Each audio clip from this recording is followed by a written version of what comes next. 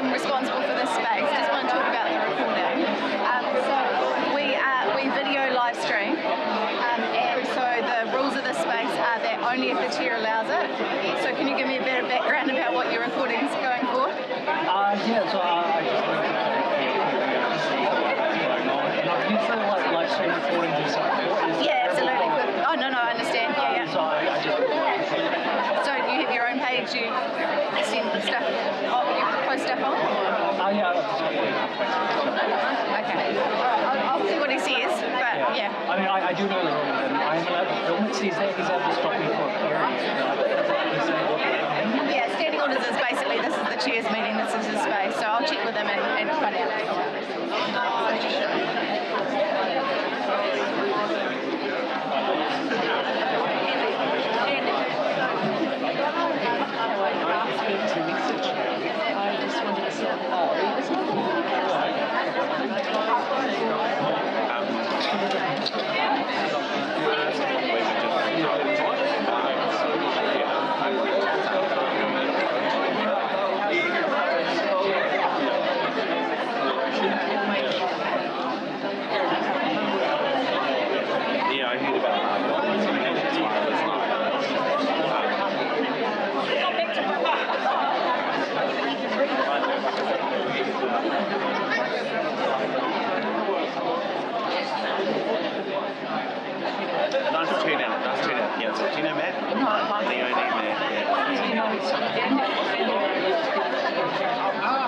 It was our great meeting. And then Matt and I went together to London.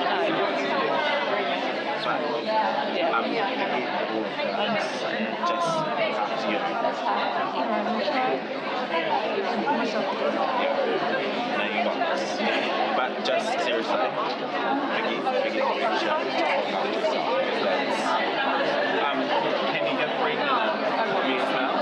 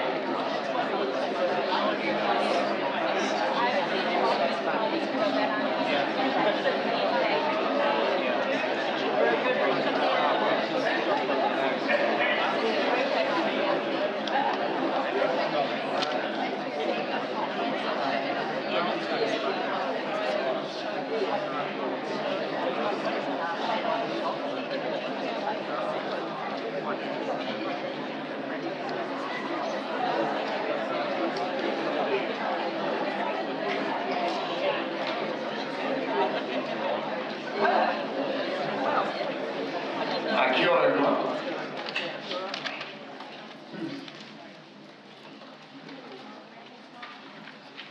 Kia ora tātou, nā mā haere mai, and a warm welcome to everybody for our council meeting, our deliberations for our annual plan 25-26, Wednesday, the 14th of May 2025.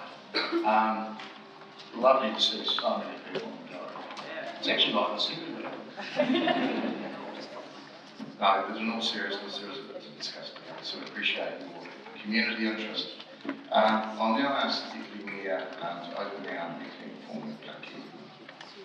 Tēnā koe o worship o te rā, tēnā tātou I koe koe mai nei I tēnei rā. Nei rā te ki nono I kia koutou. Greetings everyone. Tūtawa mai I runga, tūtawa mai I raho, tūtawa mai I roto, tūtawa mai I waho. Kia tau ai te mauri tū, te mauri ora, ki te katoa, hau ki e, hui e, tai ki e. And with that, that is a karakia to say, may we have all the positive energy we need to do the mahi, the work that we have today, and may everyone be looked after, safe and positive. Kia ora tātou. Thank you, Deputy Mayor. Kia ora. Right. Just a bit of housekeeping and explaining today. The meeting's being recorded, it'll be live streamed on our council's YouTube channel. In terms of health and safety, a few people in here today. So, unlike the event of hearing the alarm, we will leave via the green signs, the fire exit signs. We'll the assembly area to evacuate to is the clock tower in the square Whāhino. In terms of health and safety, there's a non-smoking vaping facility, so if you need to do that, please outside. Again, unlike the event of meeting a defibrillator, that is located outside the entrance in the customer services area. Now, if there are any incidences, please just report them to our committee administration. Our toilets are located in the link span at the far end. At morning tea, there is a cup of coffee or a tea for you there as well. Right. In terms of people online, if we could to the officers, please, in the first instance, your name and title, so that's acknowledged online. If I could also just ask everybody, it's a big day today, and just to remind to be respectful of everybody else's position, and we will get through the day well. Right, we're now going to look to apologies. And I've got an apology there for a late arrival for Councillor Bowen. Are there any other apologies? There being none, to move that segment by the Deputy Mayor. No other comments? We'll vote, please.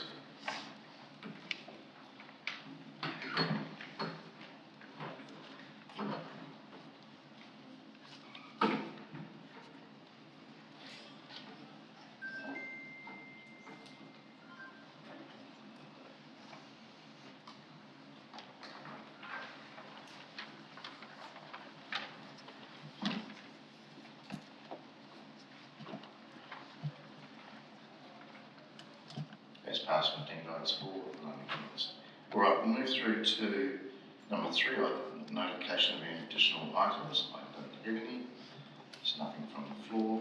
In terms of declarations of interest, you may have been notified of any. If there is anything that pops up, please just let us know at the time. In terms of public comment, if I could just make a comment on public comment. I had a number of people wanting to speak, and so what I've done is limited it to new information only. So on that basis, a few of you wanted to speak, and I apologise in advance, but we just couldn't allow, otherwise we would be here for a week. So the only one that we have got is Anthony Lewis. He wanted to speak about libraries, and I'll invite you, Anthony.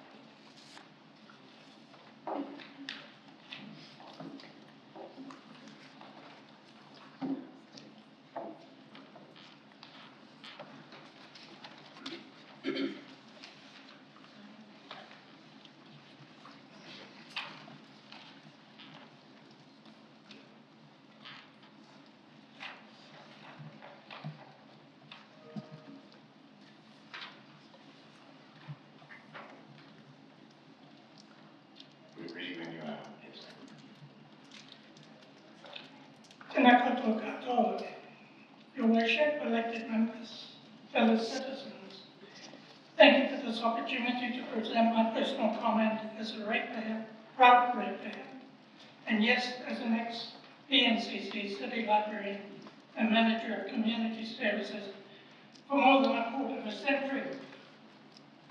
Recently, as a citizen of New Zealand, I was deeply disturbed in listening to the appalling behaviour of our parliamentary representatives, undermining the basic tenets of our democracy and demonstrating their arrogance, ignorance and power to deeply hurt, in particular, a major section of our society, namely women.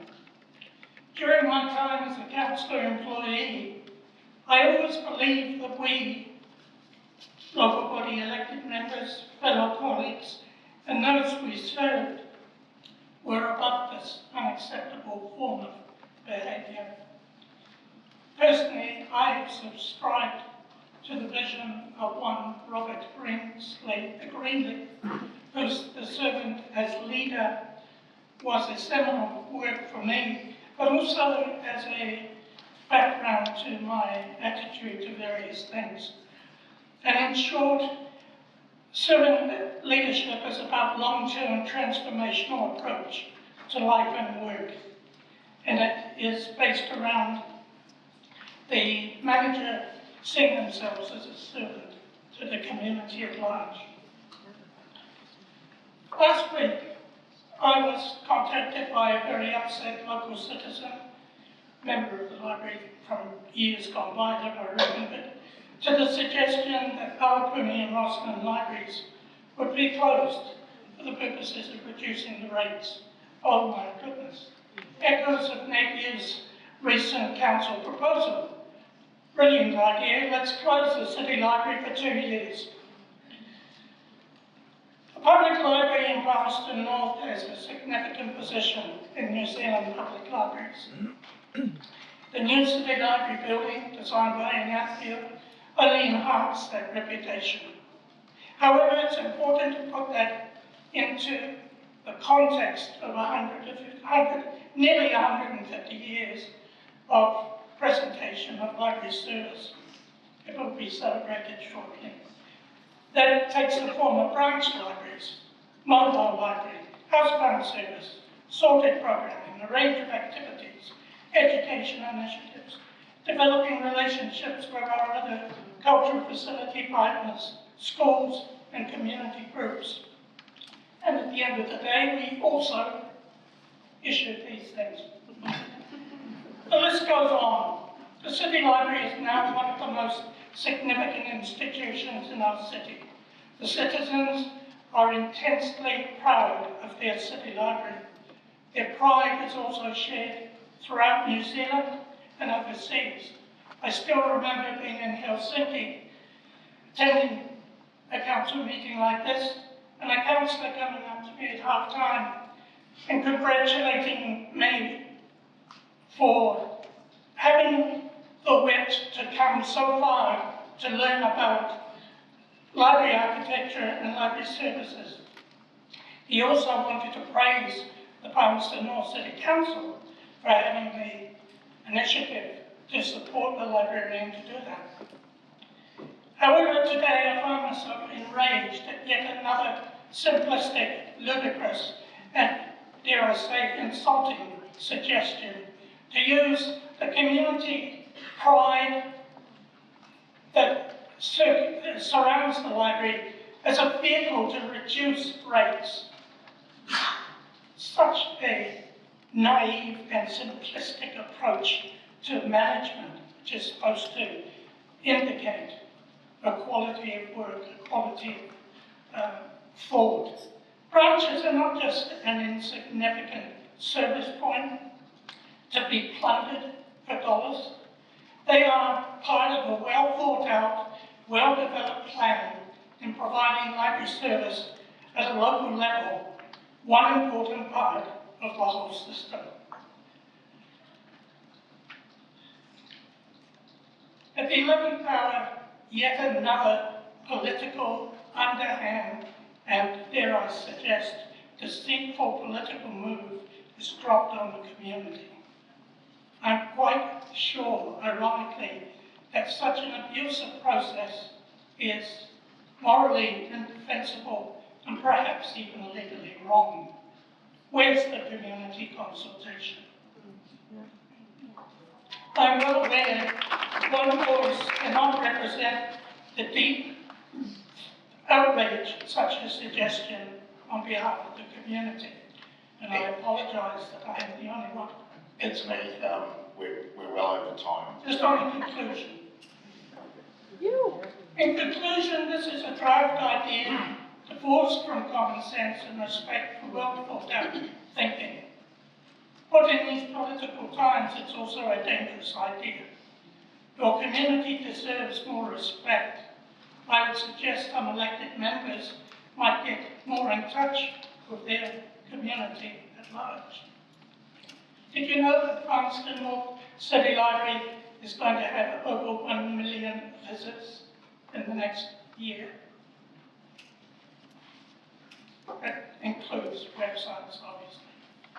Let's celebrate the library, for goodness sake, as a vehicle for good. In the words of Kathleen Moran, a wonderful journalist, libraries are cathedrals of the mind, hospitals of the soul, and theme parks of imagination.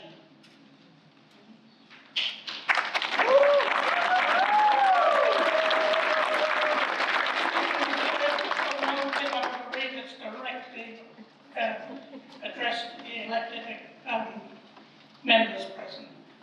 It's by a man called R.J. Haynes.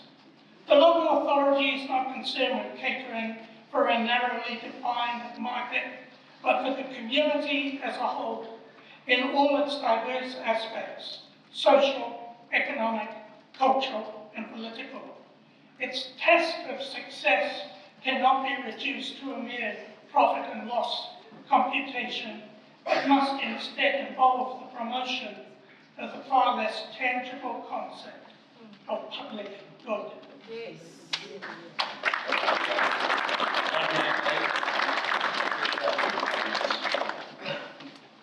All right. That the council received public comment, seconded by the Deputy Mayor. I'm not going to get into any questions there. Councillors, we have a big day, and ask you to vote, please.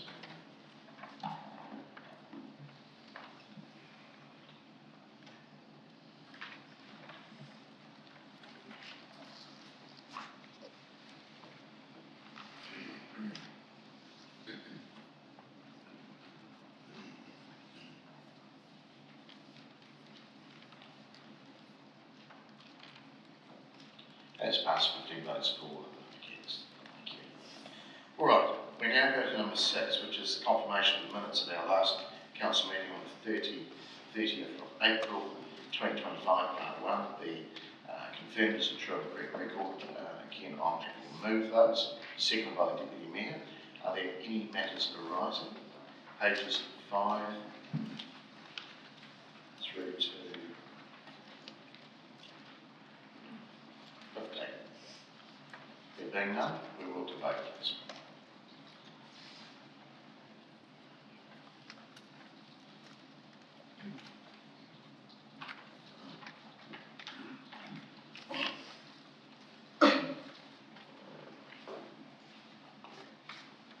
It's passed, 15 votes for, none against. Councillors, I've moved to item 7 because of the public interest in the annual budget, so we'll do that towards the end of the meeting. So we're now going to go to item 8, which is, and that's on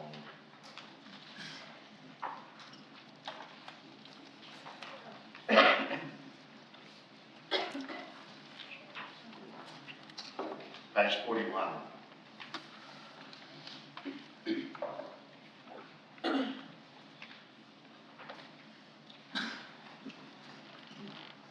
So colleagues, although it isn't an LTP, it feels like one, and it is an annual payment, so we'll take everything sort of individually, otherwise it will implode on itself. So we've got a number of different motions or additional recommendations to us, and we're just going to go through those bit by bit. But to get us started, we'll look at operating budgets first, then operating programs, then the capital new, then the capital growth, capital renewals, and then finally recommendations around rates. So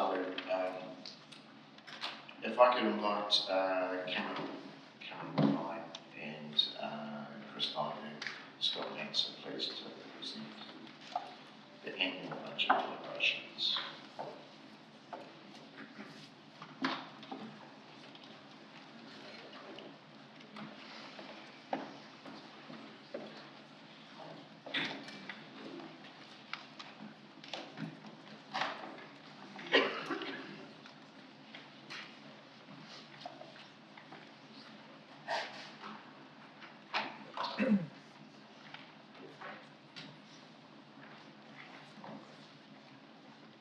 Gentlemen, Paul's first.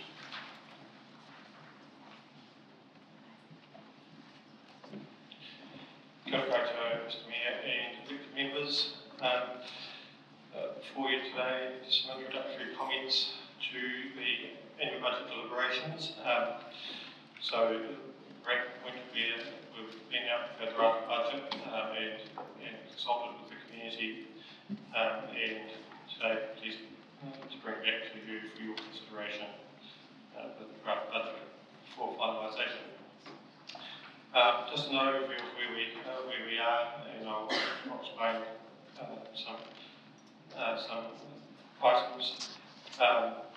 So when we went out in our draft budget, we went out with the rates, proposed increased rates of 7.7%. Where we sit today as our starting point, that has reduced to 7.2%. So a key consideration in this and as it has been that staff has considered the likely completion of capital program for the current year and considered its carry forward position and has included those carry forwards for your consideration.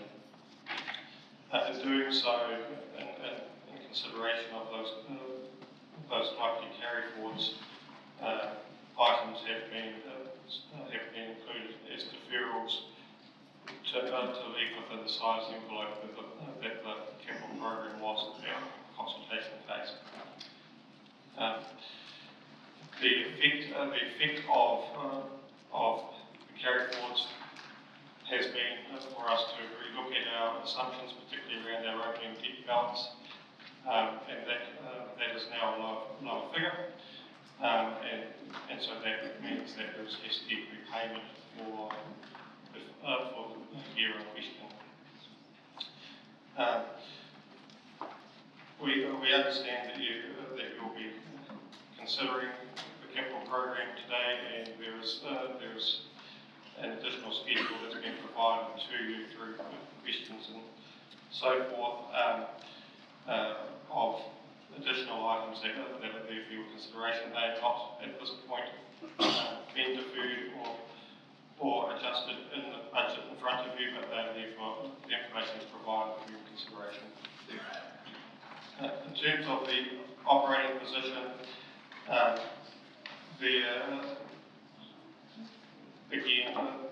has been consideration of where the operating loan funded programs are likely to be completed to the end of this year, noting that they are multi-year, it's a multi-year program, and so carry forward to reflect when payments and things are likely has been considered as well.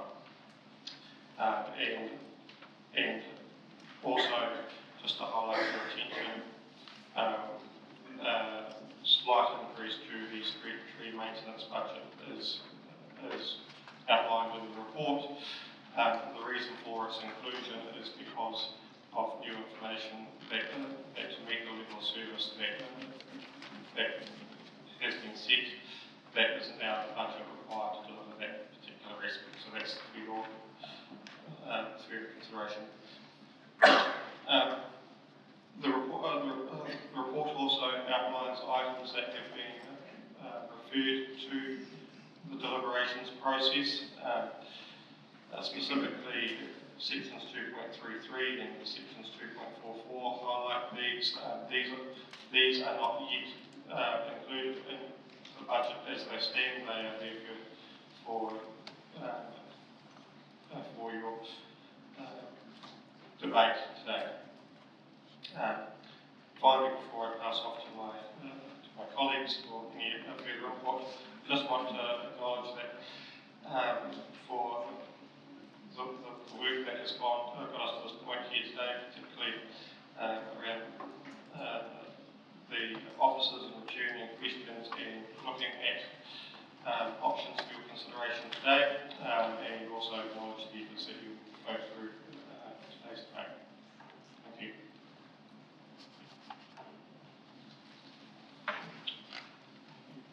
Thank you, Ken. Kia ora koutou. Chris Steinberg, General Manager at Structure. So I'm here just to make a few comments about the capital program.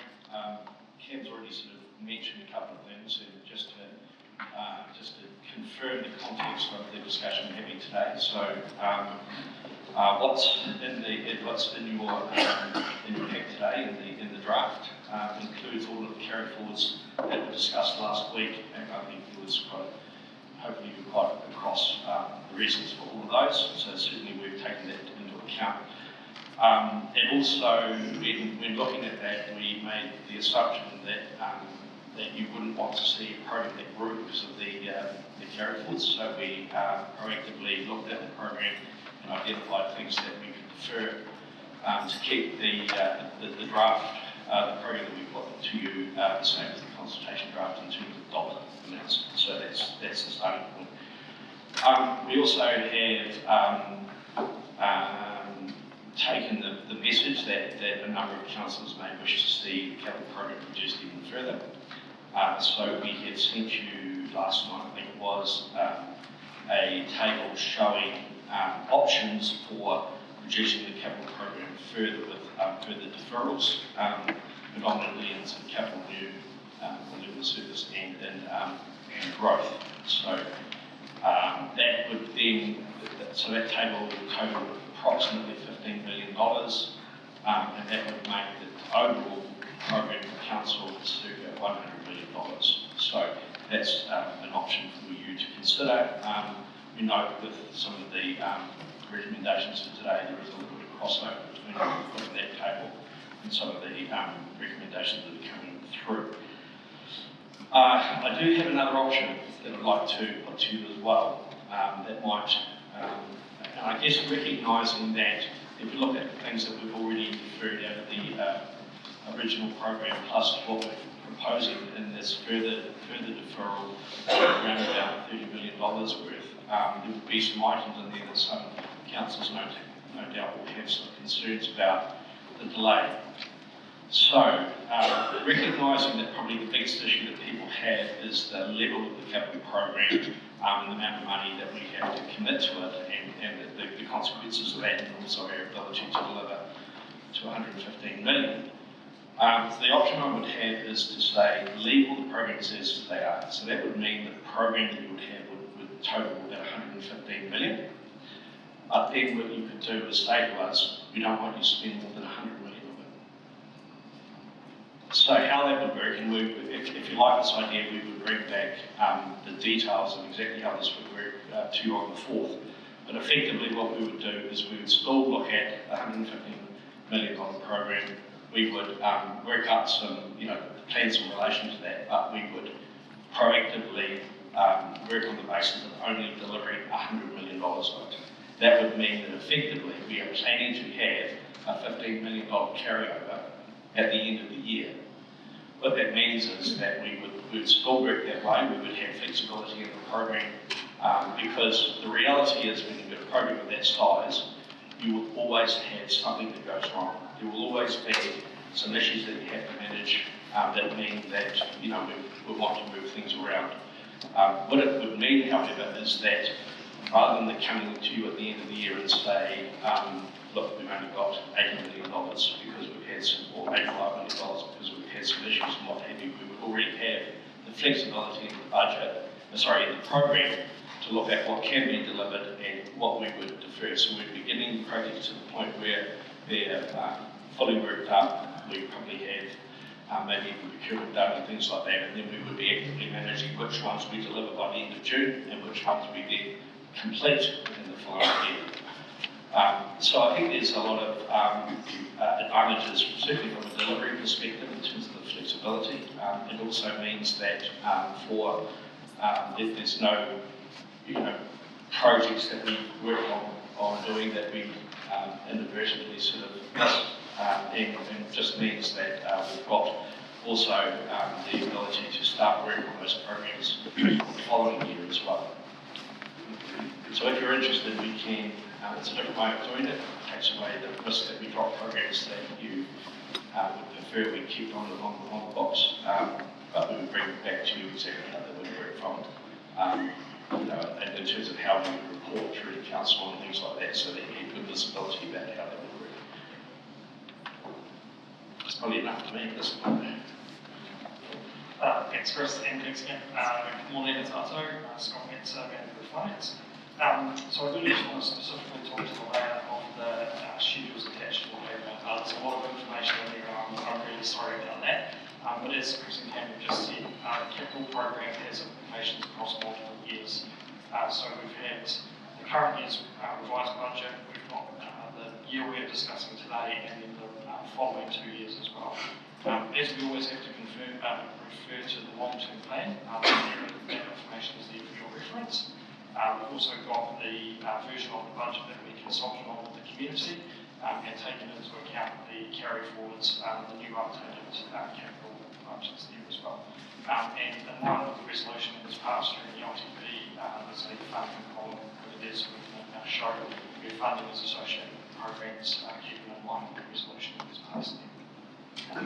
As a very last minute update this morning, we realised that we missed a resolution from Rangatahi on number 2 committee earlier in April, and that was a resolution regarding the operating costs for the Te Akua Tauranga Gateway car park.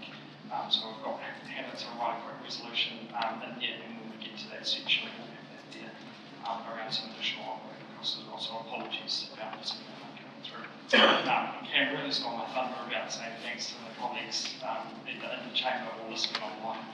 It's been a phenomenal effort to get this agenda done and respond to any questions. So hopefully that will provide the information that you need to make some good decisions today. I'm happy to take any questions. Thank you, gentlemen. Just one quickly from me at the start. So the proposed sheet around capital reduction um, and the update on that. It amounts to sort of, just in rough terms, $14.8 million, which gets the few. If there was a few in there around, and I'm just looking at some that I think have got a bit of community interest, libraries, shade trees, parks and reserves, community gardens. They don't amount to a huge amount, but they could be taken out quite easily. I mean, they amount to less than $100,000. Yes, so to clarify, that schedule is proposed programs that could be reduced further if elected members chose. They haven't been reduced out of the budget yet. They're just some considerations in line with reducing the total spend.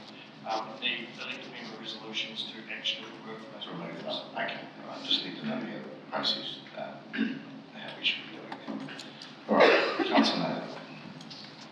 Thank you, Mr. Mayor, and thanks to officers. I just want to say a big thanks firstly for the huge amount of work that's gone into answering the 4 tranches of questions that have already been provided. That's been extremely helpful.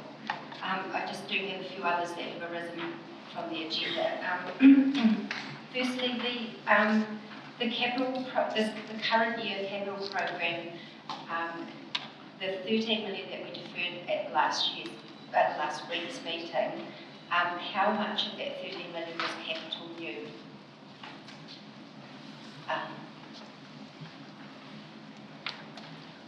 The very large majority. There may have been 1 or 2 growth programs, but I think it was all capital new. So this current year's capital new program of 39 million, is that somewhere in the high 20s now?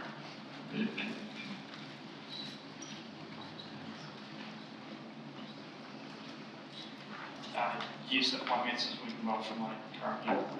Okay, thank you. And one of the programs, the Messy Food Awards 40,000, program 2446, have we got contractual obligations with that program that would mean that we can't change it? Yes, that's my understanding, is a 3-year contract. Thank you. Now, just moving to the agenda, page 47, the school speed limit signage, the additional 655,000 that's required. That's not something we've budgeted for, correct? Is that correct? At the consultation point, that was not in the budget. What officers are suggesting is that that goes into the budget and has been allowed in the starting position for today of 140. And has any options been looked at that would meet the requirements in a more cost-effective way, or is that the only way we can meet that obligation? I have to defer to Management Transport to answer the question you're just going.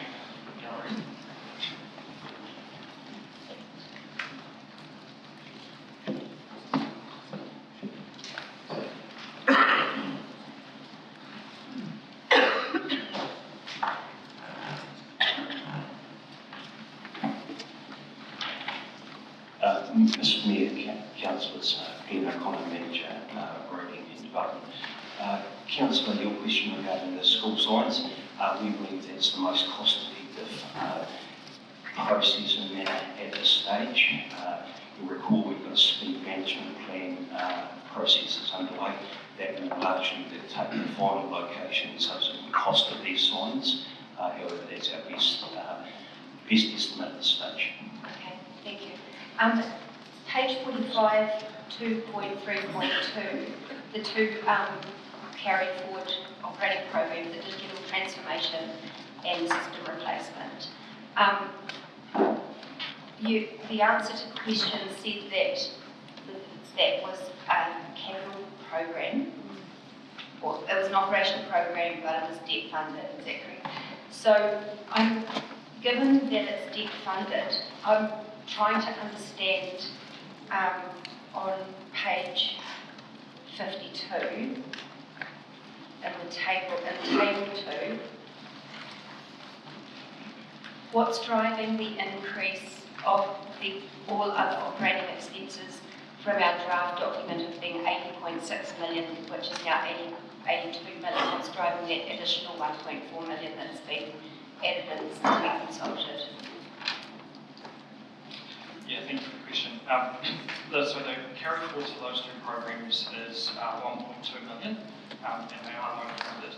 However, as we rejigged the capital program from infrastructure officers, there was some better off funding associated with one of the programs that was reduced and deferred. So to make advantage of that funding, we've reallocated that across the other remaining better off funded programs.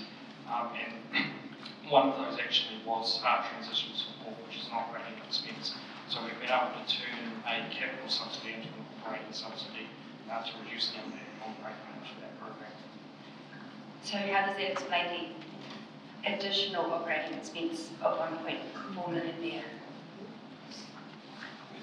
So there is $300,000 carry forward for the better off funded program for the Marae and Whakapaka program, as well as the digital transformation programs and other considerations that we need to go into. Oh, sorry, the street tree maintenance, that's $100,000. Is that not capital? No, it's maintenance. Okay. Sorry, there was 300,000 mirror funding in the street tree maintenance. And, sorry, that doesn't get up to 1.4 million. Three of us spent, the remainder is the digital transformation. Even though it's loan funded, it's an operating program, so it still comes through the P&L. It's just that it's funded by loans. Okay. It still comes through the other operating expense and changes as outlined in the section that refers to those variables. Okay, thank you. Just moving to table 4 on the next page. It may be a similar question, but there's a 0.7% increase in rates, which is around $1 million, in the all other costs as compared to our draft annual budget. I'm just trying to understand what's driven that increase.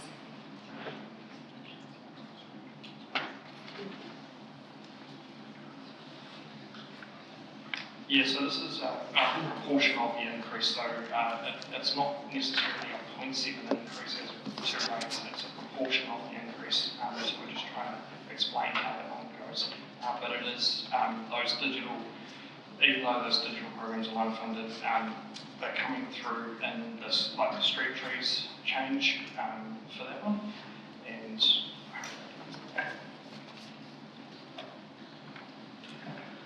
Yes, a few things.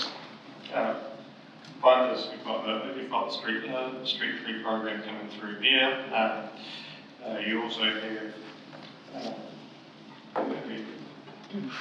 there's also if you look at it, it's trying to just outline how the 7.2% is made up, because that's now 7.2%, not 7.7%. Some of the proportions also change because the denominator value has changed. So it's not as simple as saying it's this and this.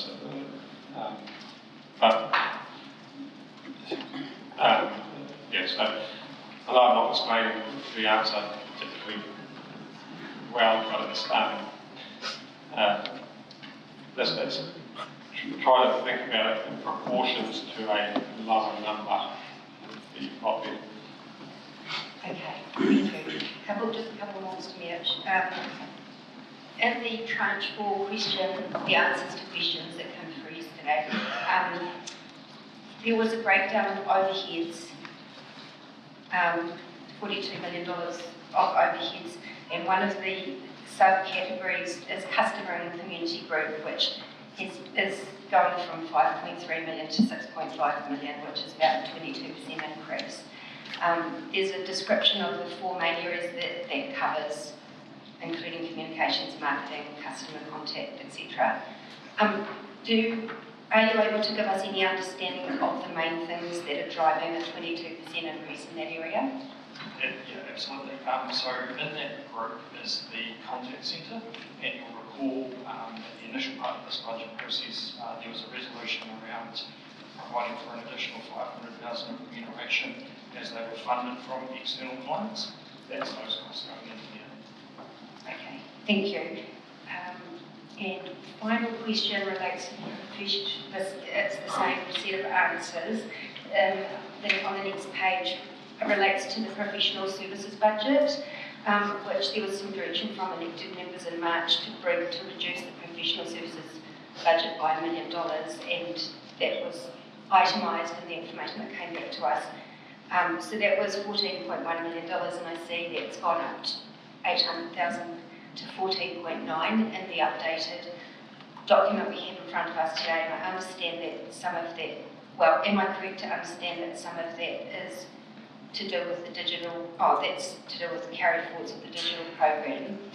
So if elected members wanted to retain a cap on the cost of the professional services to that 14.1 million level as was agreed in March, are there other programs or items that are less urgent or less,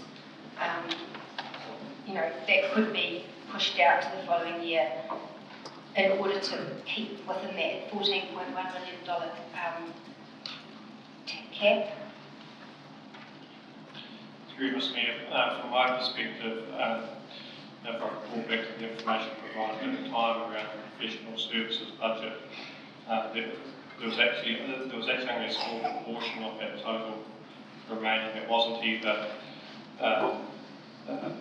funded from some sort of revenue source or loan funded as is this carry forward of digital transformation. So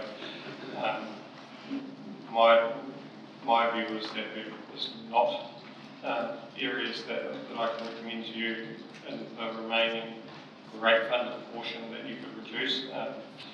The sole reason for the change is because of a program that's been carried over. It's a loan funded program, and to reflect where the cost of that lies in terms of an input cost, that's the line that it goes against, as opposed to say a contractor's line, the type of line. So that's why you see that. Okay, and if we today have some agreement around reducing our capital program fairly significantly from what's in the draft, would there be some savings that could be made that impact on the operational costs or the professional services cost? I don't believe we would be, if you're reducing the capital program, I don't think you'll see a major change to the operating position as a result of that. You would see a change to half charge of interest on loan funding for the reductions that you might make. Okay, thank you. That's all from me. Thank you. Councillor Harper. Thanks, Mr. Mayor, and thanks team for the hard work you've done. Just a couple of questions from me. On this new spreadsheet, which is the capital reduction updates, the impact of the CMT Arena 1994 of deferring the asset to $3 million, what would be the impact on that project?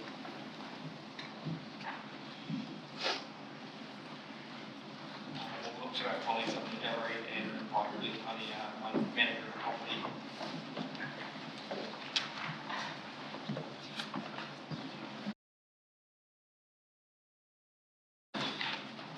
Everybody, Ian Bunny, manager property.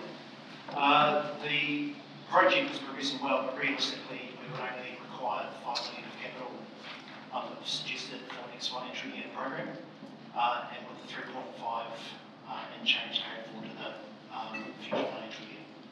So there'll be no detrimental impact on the program. So have we over budgeted?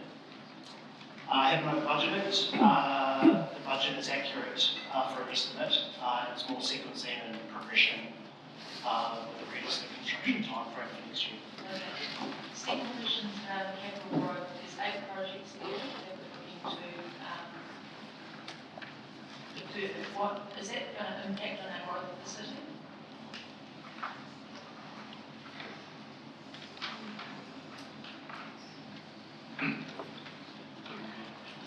Through you, Mr. Chair, hard to say.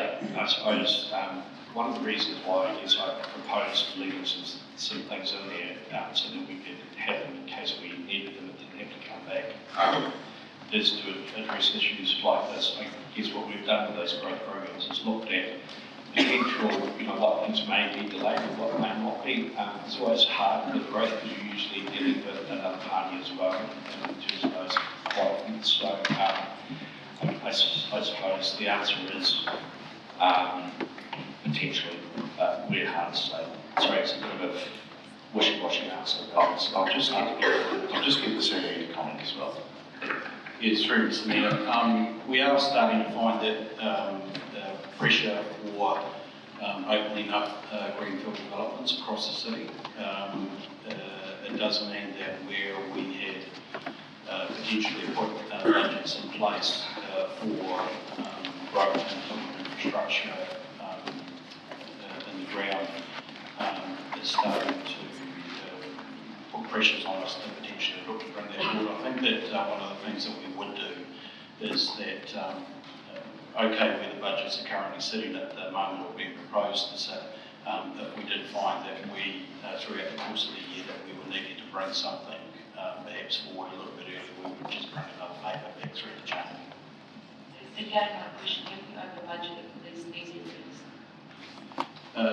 Through the Mayor, no, at the time that we were progressing the budgets and putting these things in place, that was the state of play at that particular point in time. Things are starting to move a little bit differently now, and so we're trying to forecast out a little bit more about what the picture might look like across the course of the next 12 months in particular, but also the next 3 to 5 years as well. My final question is about the uniform minimum charge, which is currently sitting at 300. There is a proposal to decrease it to 200. What will that impact be on the council? Through Mr. Mayor, on the council itself, there isn't an impact per se. What it impacts is the incidence of rates and how does it be distributed between different boundaries. No, the council would still rate for the required amount of rates that it needs. That's just who ultimately pay what share of the rates. That's what that will impact. Thank you. Thank you, Mr. Mayor. Could I just remind everybody to speak into your microphones? We've got another 70 people out there that are trying to listen into the meeting in the Missoula room and the links back. So please just speak clearly, precisely into your microphone. Councillor Wood. Thank you, Mr. Mayor. Thank you, team. A few questions from me. I wanted to start on page 53 regarding table 3. The capital for growth figure has increased from 12.3 million in consultation to 16.1 million. Given an answer to Councillor Nader's questions earlier, the indication was most of the carry forward to capital new. I just want to understand, was that mainly driven by carry forwards or mainly driven by bringing growth programs forward?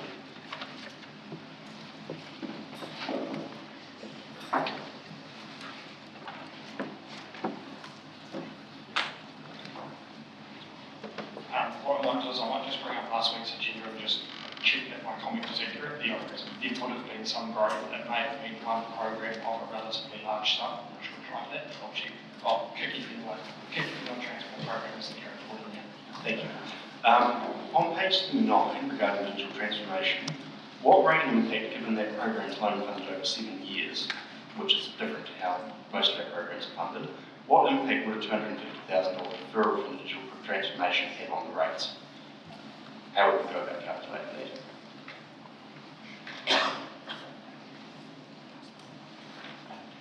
In next financial year, very, very little, i.e. maybe $5,000 or $6,000, because that's 0.5% of interest, 6 months of interest on that. That has a bigger impact in the following year. Thank you. Just to confirm my understanding, Program 902, which is the silent strengthening of council buildings, from the answer that's been given by officers, it seems to indicate around $1 million of that's for the region. What is the other $1 million for? Is that also for the region, but just being pushed out to the second year, or is that for a different silent strengthening program? Through you, Mr. Mayor.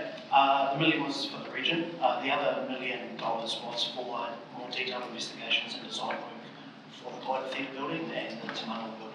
Okay, thank you.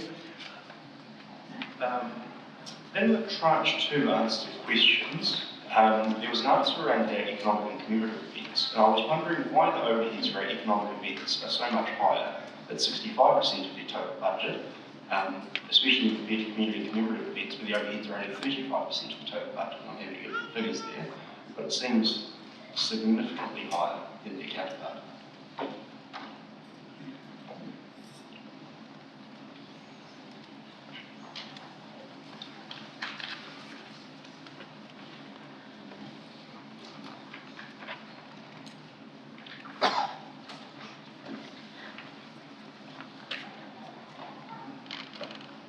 Sorry, which specific question was that? So, it's on the third page of the tranche 2 answers. And it's an answer to Councillor Naylor's question around how much we have budgeted for events. To give the context, of the total economic event budget of 748,000, 487,000 of that is overheads, only 350 or so is for actually delivering events. In comparison to community commemorative events, 378,000 is overheads, the remaining 685,000 is for delivery of events. So there's about a 30% difference in the overhead allocation to economic events versus community commemorative events, which seems odd.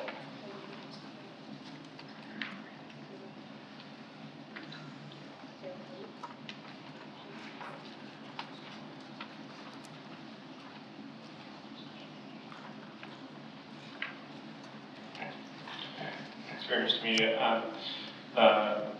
without being in the absolute detail of it, my thoughts around it will be simply around how the staff are allocated, how much staff input is required in each of those areas, how much is already accounted for in one group and the other. It's probably just how the question's been answered to some respects. It's not necessarily all overhead as such, but a reallocation of the staff within that area as well, and how it's spread. Thank you. 2 questions to go. I was just wondering what the difference about Reserve Program 1852, improvements to existing reserves, that one's deemed as critical versus most of the other reserve programs are deemed as strategic in terms of the level of service upgrades for capital nerve. I just wondered what was different about that program that made it a critical one in comparison to our other reserve upgrades. We'll get our parks managed now. You all might want to stay sitting there for a while too.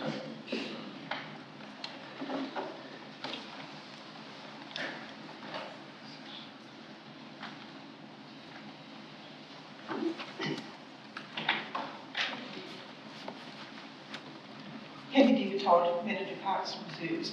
This program addresses levels of service gaps that exist at the moment. So it's not to improve levels of service, it is to address where a level of service has been identified as being lower than the level of service that we have determined for that type of reserve. So examples of that will be the work that we did in Awatuni, Takara Park, Cloverleaf Park, where we have addressed mobility issues and other legal provision issues within the park. Thank you. And my last question was around the offer of the General Manager for Infrastructure around just limiting the capital budget to 100 million and going from there. Is there a risk of operationalisation of costs if designs, for example, get deferred into next year and budgeting for its capital spend of 115 and then not determining what it is that we do and don't do until we figure out what's deliverable? Through you, Mr. Mayor. Potentially, I guess, so that why it would happen is if, let's say, we started a piece of work and we did some early designs and what have you, and then decided not to carry that forward. So I guess, however, if you make the assumption that what's in the 115 million is stuff that we want to deliver, so therefore it wasn't delivered in next year, it would be finished then, the chances of there wouldn't be any risk at all, because you would have to have cancelled the program or given it a very long length of time before you did anything, before you were at risk of the auditor saying you should operationalise it. Thank you. Thank you, Mr. Mayor. Councillor Hancock. Yes, thank you, Mr.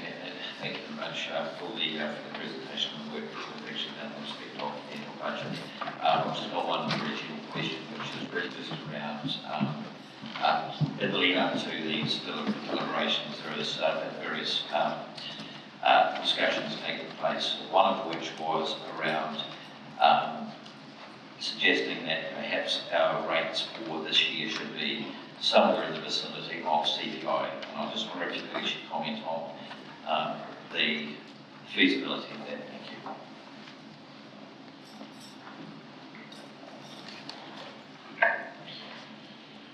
Sorry, Mr. Mayor. I can provide some commentary to it. Ultimately, elected members will make their decisions, but in terms of CPI, or in our case, we run off the local government cost index. That is assuming that would be assuming that essentially there is no change to any services, or you essentially start getting behind in terms of your renewals or the long-term plan. We have a period of time to actually lift our renewal investment to a more appropriate level, so that would mean that you wouldn't be able to do that. Then factoring in the fact that you have to also account for the debt repayments on work that you're doing in the current year for next year, that immediately puts you beyond any sort of CPI type increase. So, in short, I guess, from my perspective, where you are today, to get to a CPI increase would result in some significant discussions around reducing levels of service, and whether that is something that should be going through a consultation process is something that you would need to consider if you were to get to anything near that sort of level. Thank you. So in short, there is an unavoidable cost that sits within our rates requirement for this year, and that is actually tied inextricably to previous work that we've actually done around the long-term plan. Is that fair to say? Yeah, essentially, because you have a program of capital investment that's occurred in the current year that you have to fund the payment for next year, plus you've made some decisions around suitably funding renewals. Also, the council does have metrics around balancing its budget as well, so that has to all be considered in terms of your decision making and ensuring that you are generating sufficient revenues to balance the budget as well. So that means that there are more factors that you committed to that allow you to get that economic use. Great, thank you. Councillors. Morning, Tono. Morning, Te Hao. Just picking up on Councillor Wood's questions about earthquake strengthening, Program 902. The reason given there for potential deferral was for asset rationalisation and doing a property review. We've done and received our priority list. Are we redoing work that's been done? Are we coming back to that and reordering it? What's the deal? Through you, Mr. Chair, I'll let my colleague Glenn jump in a second here, but I think so there's been a lot of work that have been done, some initial assessments, and through that we identified that priority list that we came up with obviously a couple of years ago now, I guess. The reality is, of course, as we get further into that, we start getting designs, there's actually more work that will need to be done, which could change their views on that. But fundamentally, I guess, work that Glenn is about to embark on, managed property, will have, as per the scope that we've given through council, just have a really good hard look at all of that facilities. So, for instance, and I'm not saying we're going to do this, but it's a potential to say, well, there is a property in there that maybe we would say, when we look at it hard, maybe it's not one that we want to own, we might want to sell. We could trying to optimise that portfolio. There could be some things that we might do in a different way. We might come up with some clever way of sale and lease back or something like that. So we might want to partner with us in the building and take on some of that risk. Anything you want to add there? Through Mr. Mayor, that's pretty complete answer from the GM infrastructure. I just want to ensure that any capital invested in that seismic program is money well spent and deliberate, knowing that the future of that building is to be retained. The activity is to remain with council and to make sure we don't overlook any opportunities for optimisation, co-location of activities, etc., so that we can possibly recycle assets within that strategic property review if those opportunities arise. Great, thank you. I also had questions just about the Kelvin Grove safety improvements in the Stony Creek roads. That whole program, on the table that you've given us, program 159, which is Kelvin Grove safety improvements, it says delaying substantial works. There's not a reason given for that, but just in a wider context, there's a councillor recommendation coming later to defer the Stony Creek Road works to a later year, and you've noted in this table that program 1004 Whakarongo water supply is at a significant risk if the Stony Creek Road work is deferred. And then attachment 8 then talks about program 1003, which is talking about not doing the roundabout to upgrade the intersection at Stony Creek and Kelvin Grove in favour of doing other intersections instead. So in that context, what is remaining in the Kelvin Groves? If all of those go through, what's happening in Kelvin Grove and Stony Creek? Through Mr. Mayor, there's a bit in that, councillor, isn't there? What is remaining essentially, if we were to piggyback the examples you've given, is the enabling works in Stony Creek and Kelvin Grove to set us up for major construction the following year. I want to say program 103 is the growth program, and that's around reallocating that money for current priorities for growth. But it has originally been a safety program, is that right? Whakarongo safety improvements. The program 103 was, I recall, I'm looking for from my colleague down there, was the improvements to put in the roundabout, and that was based on the rail hub going ahead and the major improvement. At the time of the LTP foundation, it was understood that well, those two big projects will be quite a bit further advanced than not, so we've got an opportunity to review and reallocate that funding to some of the growth areas. So growth and safety are tied in. As we get growth and we have increased demands on intersections, thus the need eventually for Whakarongo to have the roundabout there. Thank you, because that intersection, I understand, is already blacklisted in terms of safety because of crash rate. Is that correct? Yeah, to be fair, I would need to go back and look at the records, and that's certainly any of our intersections do have incidents of fault on, but I need to feel where that is on the list. Thank you. And so the water supply 1004 needs to happen at the same time as 2335 Stony Creek Road.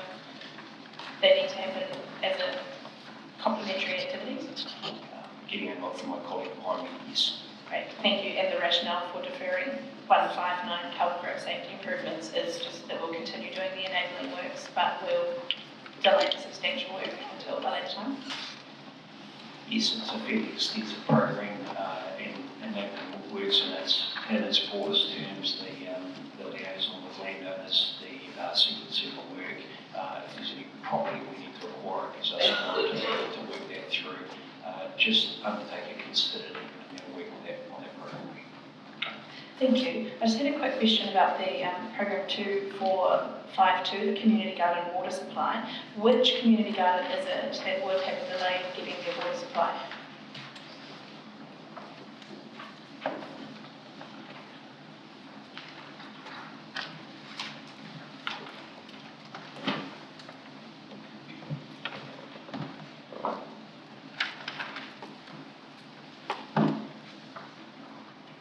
Morning, Nakoto, Steve Feldman, Manager Community Development. There is no community garden that is tagged to receive water supply next year. that was put in through the LTP because we were looking at how we do community gardens and we were anticipating a number of requests.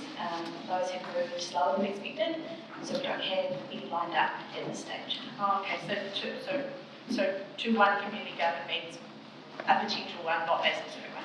Exactly, yes. Great, thank you. Almost done. Just had a question about the slip prevention, pathway slip prevention, program 2548. If a new slip did occur, would we then have no budget to remediate that? Is that remediated, is the prevention the same budget as the remediation budget?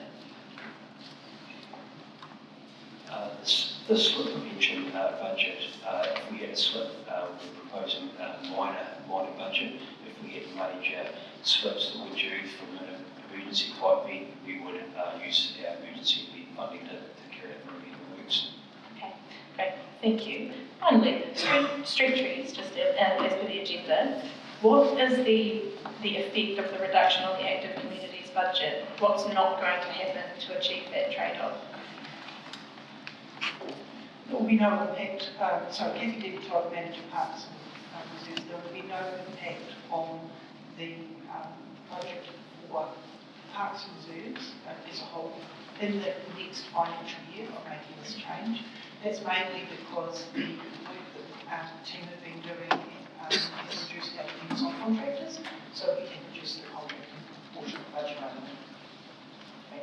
Thank you, that's all we have. Councillor Johnson.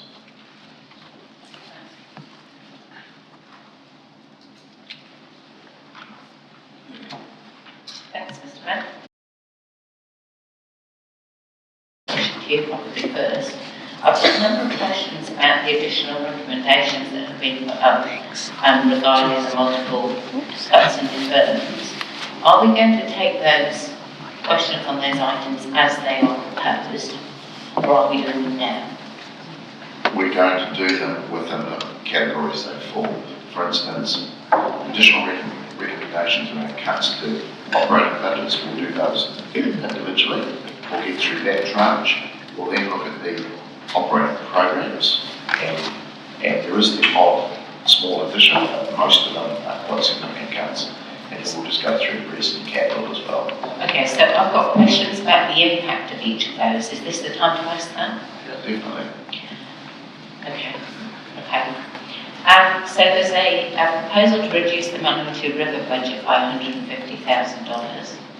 Can I have a comment from officers on what impact that would have, please?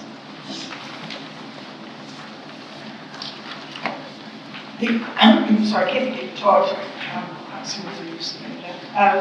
the impact of reducing that would be on the current levels of service that we provide in the Manawatu River. So that would be pest control, mobbing, rubbish clearance, types of things that we're able to do now that people are using the park. Part of the operation budget obviously covers the interest and payments that we've picked up from previous work we have developed.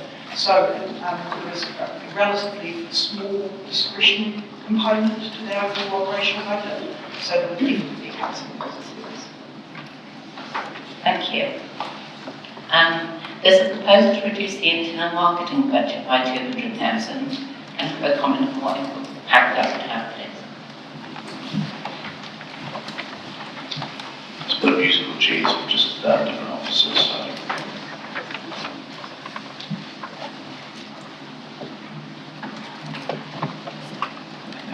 The internal marketing budget is majority made up of council staff members, so a lot of our work sits within economic development operating programs, so the loss would be levels of service change for our staffing levels, including things like the database and marketing campaigns going out, consultation documents being designed, also covers the eyesight. So what we would do after this recommendation is look at specifically what levels of service would have to change based on where we would need to make cuts to the remuneration budget.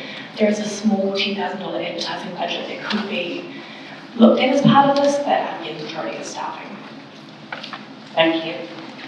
There's a proposal to reduce the catering budget by $100,000. Can I have a comment on the impact, please?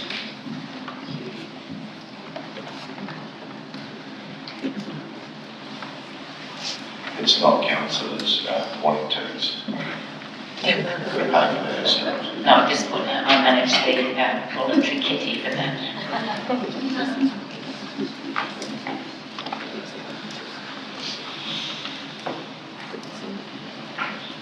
So there's quite a few budgets that have catering in it across the entire organisation.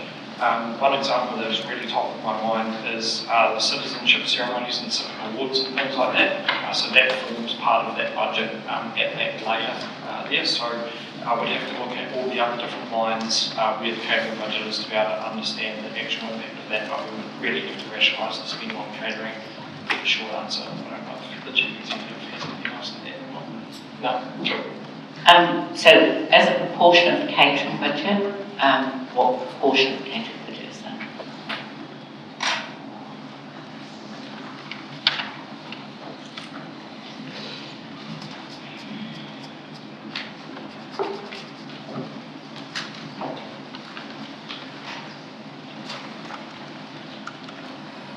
My understanding is there is a relative increase on the catering budgets over and above what we've actually spent in previous years and the current year.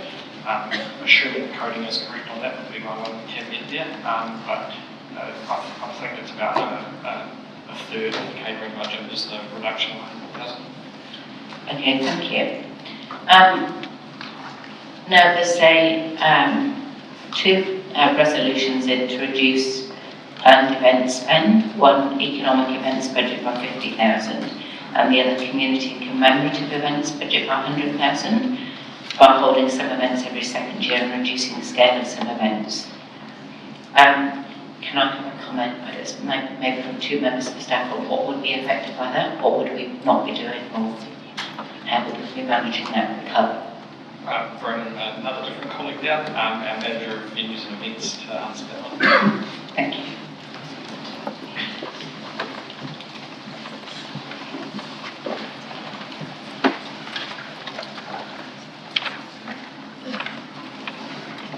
Good morning, councillors. John Rich, Venues and Events Manager. The economic events side of things is, and I did answer through questions that have been distributed, that we distribute around about $261,000 of that 181,000 is through the Neighbour Events Fund, 60,000 to attraction and retention of events, and the other $20,000 which is also assigned to Neighbour Events. So a reduction of $50,000 for us essentially means we wouldn't be able to accept any more funding applications for the next financial year because of allocations that take place. Thank you. That's the economic events. And what about the community and commemorative events? On the community events side of things, some of it commented out potentially holding an event every second year instead of annually. I guess one of the concerns there is that we do have stakeholder relationships in place, especially around a lot of the cultural events. So how you would determine what was to stay in place on an annual basis, or to become a biannual event, can be a little bit tricky.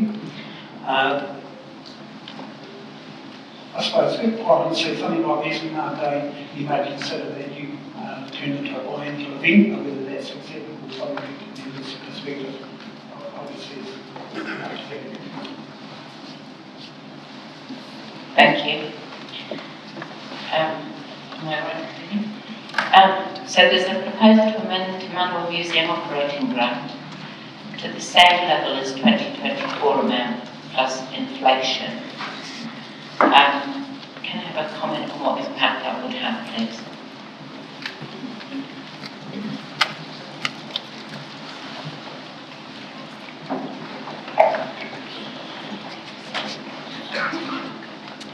Briefly, Mr. Mayor, I'm just looking around to see if anyone can answer that. I'm unsure if I can actually answer what the impact would be on Te Marawa without speaking with Te Marawa.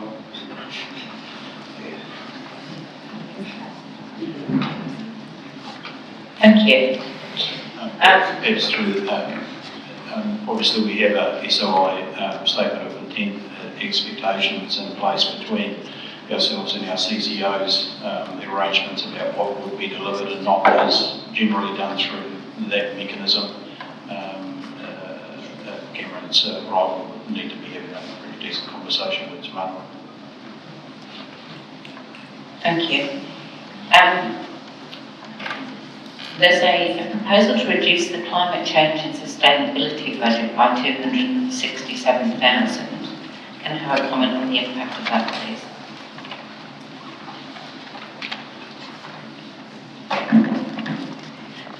Through you, Mr. Mayor, David Murphy, General Manager, Strategic Planning. So that quantum is approximately 30% of the total budget of the climate change and sustainability function, which is 888,000. There's a question around what that function included in the tranche of questions. So you can, the summary there of what that function includes. Ultimately, there would need to be a corresponding 30% reduction in those activities. A number of those activities you can't do 30% less, so it may well actually involve, for instance, we can't just monitor 70% of our emissions, while that might be handy in terms of our targets. So there would need to be a reduction or removal or stopping of some of those functions in that activity. Thank you. I'm aware that elected members have had the answers to questions, but I'm also aware that members of the public won't have seen those answers. So maybe you could be a bit more specific about what particular activities might need to be stopped.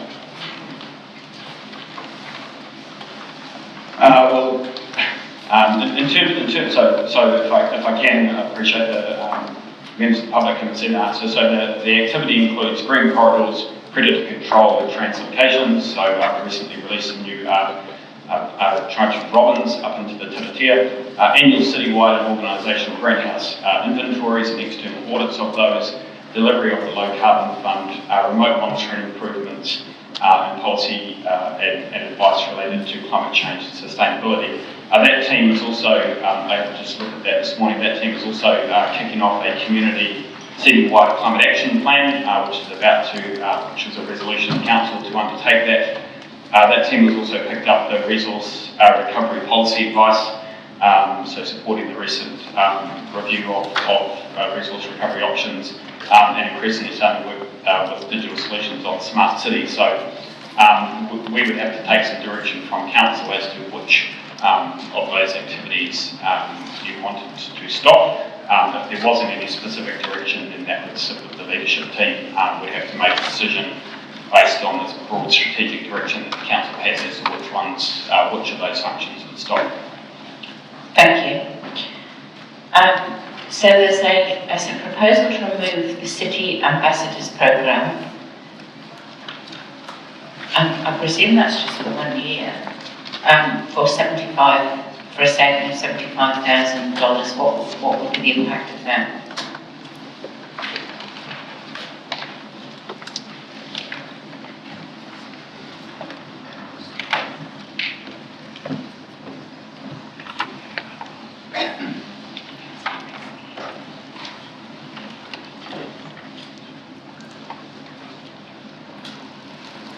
Steve Bowden, Manager Community Development. The impact would be that we wouldn't be able to run the City Ambassadors Program for this coming summer period. So that program is designed to promote safety and vibrancy in the city centre over those summer months. So we wouldn't be able to run that program if the funding wasn't there. Thank you.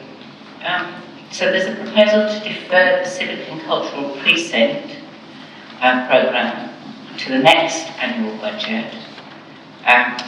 What impact would that have?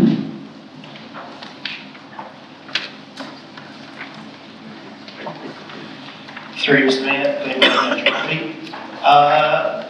that'll be difficult. We have advanced the procurement process for an advisor to council for the Civic Cultural Precinct. It was a meeting earlier today to finalise contract details, so to defer that program now would be problematic. Thank you. There's a proposal to remove Programme 1180 Focus Group Research for $20,000 a year. Can I have a comment on the impact of that, please?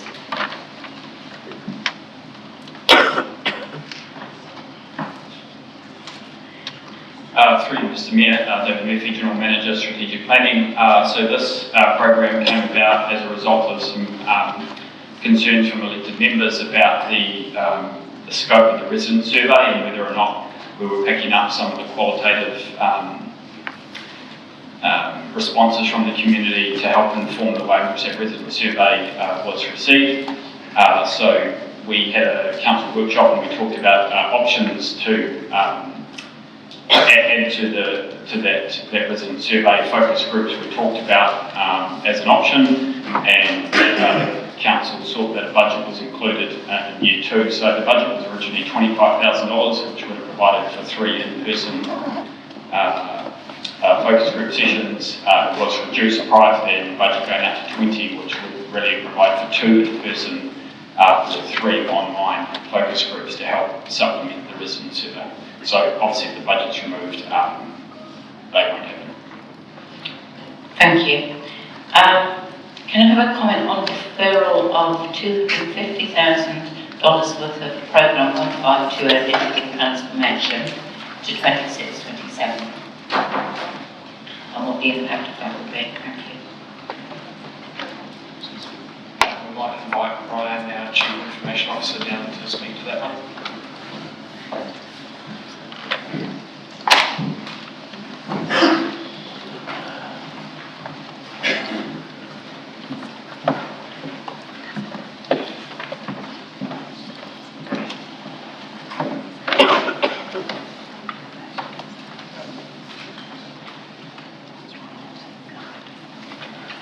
Ryan Eames here. So just to clarify the question, to understand the impact of the moving the $250,000 into 26-27? Yes, so there's an elected member proposal that $250,000 worth of Programme 152 hours would be deferred to financial year 26-27, and I just want to know before we debate that what the impact would be of doing that. The impact will be fairly minimal. We've got some commitments to reduce overall risks, operational risk and transformation, and so it'll be potentially just a few of the programs will be slightly delayed and give us an opportunity to continue the pace we're carrying on. Okay, thank you. I don't really want to go through every single capital deferral, because I feel I might be trying people's patience. So I'll just leave those for now, and for the people who want to ask on them, they can. I have got a general question though, around, I guess, the process. So given that we've got a lot of recommendations for change to what we consulted on, and as well as that, officers have produced a number of changes, both in operating and in capital programmes that have been consulted on. At what stage do we determine that the level of change is such that we need to reconsult on the end budget? It's probably a question for the CE and the officers. My understanding is we're probably under that threshold at the moment, but it's getting close. Yes, through you, Mr. Mayor, we have had a look across these, obviously only receiving these late last night, but the initial view is that it wouldn't trigger a significance policy in a way that we would need to go ahead and reconcile. Okay, so fundamentally, if it doesn't trigger the significance policy, then the changes could be made without reconsulting with the general public. That's correct. Okay, thank you. I'll leave it there, Mr. Mayor, thank you. Councillor Finlay. Thank you, Mr. Mayor. I'd like to address the elephant in the room, really. I thought someone would have done it by now. Obviously, they haven't. Could you please tell me where in the budget or in the new proposals there is a proposal to either close libraries or take money away from libraries, please. You directly to go out and find that?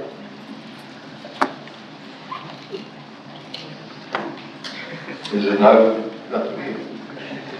I'll get the CEO to comment on that. Through Mr. Mayor, there's no commentary of reducing services to library and recommendations that have been provided late last night, nor is there anything in the proposed budget. The only two items in the deferral of the capital program that we had another look at was a couple of minor capital programs that were provided from the manager to look at reducing the overall capital number across the organisation. So it was just a nasty rumour someone started? Yes. Okay, my second question. Can I just comment? There was actually a number of questions that was asked of staff around library costs. Sorry? Yeah. Yep. Second question. Also, there's been a rumour or an accusation that there's going to be cuts to community funding. Could you tell me where I can find that, please?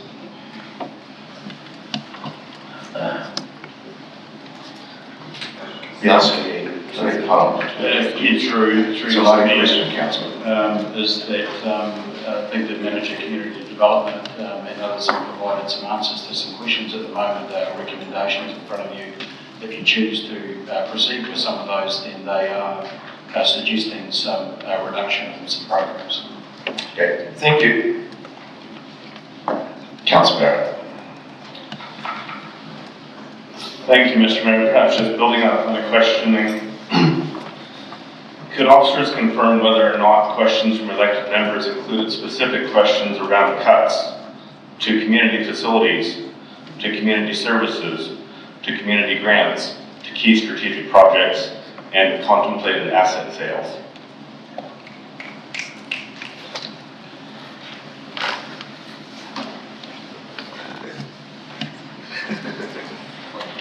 This will come to the CEO. Not wishing you to ask the question again, Councillor Bauer, but perhaps if you could just for my benefit, have another go, so while I think about it. Thank you to the Chief Executive. The question is whether the scope of questions that came from elected members in preparing for today's meeting included questions about funding for community facilities, funding for community services, funding for community grants, funding for key strategic projects, and potential asset sales. Through Mr. Mayor, we received a number of questions from elected members across all of those particular categories that you've mentioned. Our view is to respond to those questions in an appropriate manner, in an appropriate way, in order for you to make a decision here today. Thank you for that. To the other questions that I had, Mr. Mayor. Firstly, to Chris, thank you for the introducing the option of threading a $115 million needle with $100 million. Could you just tell us what precedent exists for that, how audit might view that kind of approach? Through you, Mr. Mayor. Excellent question, and that has been something that we have given some thought to over the last couple of days, and I'll let Ken, after I'm finished, maybe just comment on how an auditor might look at that. So and I've been trying to find specific examples, but talking to some of my colleagues around the country, I do understand that there are a number of councils that operate in this sort of way. So effectively what they're saying is, there's a sort of group of projects that we want you to work on. We recognise that delivering a capital budget can be difficult as you get into it. So it's just about providing flexibility. I think a 15% amount, which is circa what it's going to be, is probably not unusual. So we would basically say, look, we want you to deliver about 85% of this, but give us some flexibility around it. It then gives some certainty from a financing perspective, so you can still, through that process, identify how much capital we're going to spend. I think the idea is probably gives you a little bit more certainty, so rather than being a bit unsure whether you can actually deliver the full program, because you're delivering a percentage of it, it gives you a little bit more certainty about how much you're going to put through your capital program. Thank you. Just interested. Yes, thanks, Mayor. In terms of practicality terms of how this plays out, so you still have a program of 115 million. What you're determining to do is to make an assumption around the level of loan funding, as many of these pertain to loan funding, and funding that to a level of 100 million, so you fund it that way. When it comes, so the auditor doesn't audit an annual budget, but they will audit the resulting annual report, and they will still be required to show how we have progressed against the program of 115 million, but we can tell a story around in determining a program of 115 million that we are delivering to 100 million in funding to that effect. So that's how practical terms I see that playing out. Thank you. Chris, you said in your introductory comments that you heard a message that elected members potentially wanted deeper cuts, which gave rise to this list of 36 potential new cuts. I certainly wasn't involved in sending that message. Could you tell us a little bit about that and where it might come from? Mr. Chair, look, you're right, we haven't received a specific direction or request in relation to that. I guess through questions and comments, and particularly in relation to the conversation last week, we probably got a sense that there might be an interest in trimming back our aspirations around the capital program. What we have done is just proactively provided some information that's basically saying, look, if that's something you're interested in, here's how it would go. The reason we've done that is that, in the past, you might get a direction at a meeting like this that says, please cut it back to 100, and then we go away and scramble and try and then come back with a view. I suppose what we're trying to do is be proactive and saying, if this is the direction you want to go in, then this is what it might look like.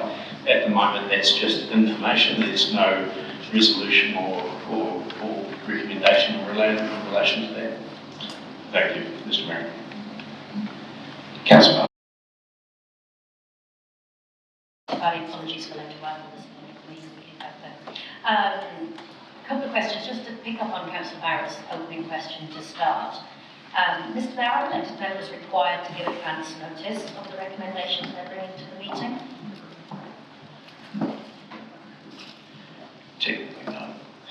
The practice that they do, an elected member could raise any motion during the meeting with an appropriate seconder. Thank you.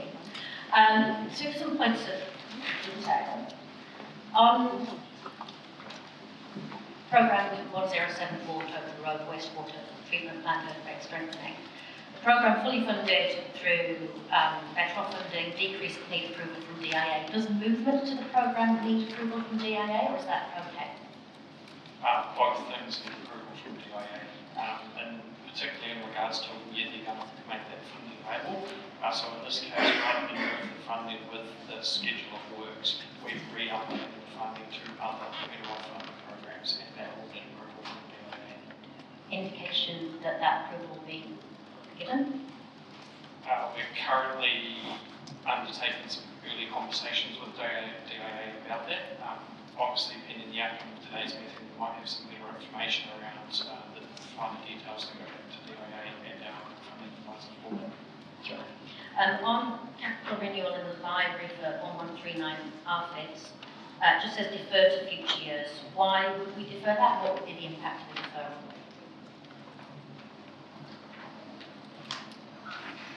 Well, Linda's just popping down from the gallery.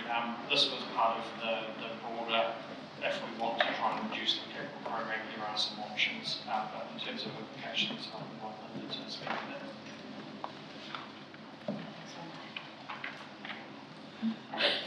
Kia ora, Linda Moore, manager City Library. The RFID equipment manages our circulation. By deferring it 1 year, we'll have no significant service break, and it also allows us to align with programs that are yet to be determined on their date, like the Alpuni Potential Library and others. Thank you, Linda. CAPU 902 seismic strengthening already been traversed by others. So reducing that budget impacts on the Globe and Tinmanua. Has there been any discussion with the tenants of those council buildings about the impact there for them? Have we been made aware of this proposal? Through Mr. Mayor, regarding manager property, no, those conversations haven't been held. In the context of this conversation, the officers trying to find relief from next year's capital budget. That was a suggestion that wouldn't have significant impact by delaying it for 12 months. As far as we're aware, based on not talking to those organisations. Thank you. Last one on that sheet, CAPU Recreation Play 1852 Love Reserves. Kathy Deaver Todd spoke to this earlier. So we have community support, but there's limited reputational risk. How would we limit that reputational risk for programs that have strong community support?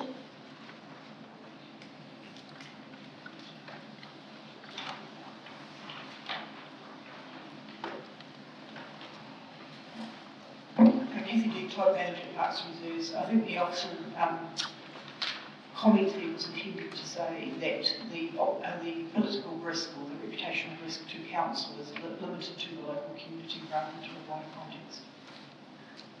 Thank you for that, Kathy. Last one, I think, from me at the moment. The additional recommendation to remove programme 1539 about city ambassadors. Noting that's already been answered, that would mean there'll be no programme this year. I wondered what the impact would be on future years' programmes if we took out this year's programme. Would it limit our ability to pick that back up again, or would we be able to do that?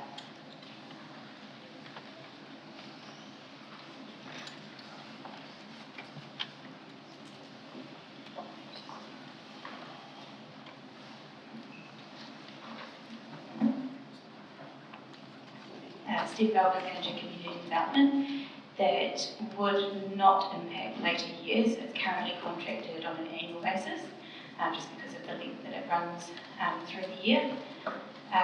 We are doing a bit of a review about how we could smooth that out, depending on how today goes. But if it was skipped for a year, it wouldn't have an impact in the way that it's currently delivered. Thanks very much. That's all from me for now, Mr. Mayor. Thank you. Councillor Dickinson. Thank you, Mr. Mayor.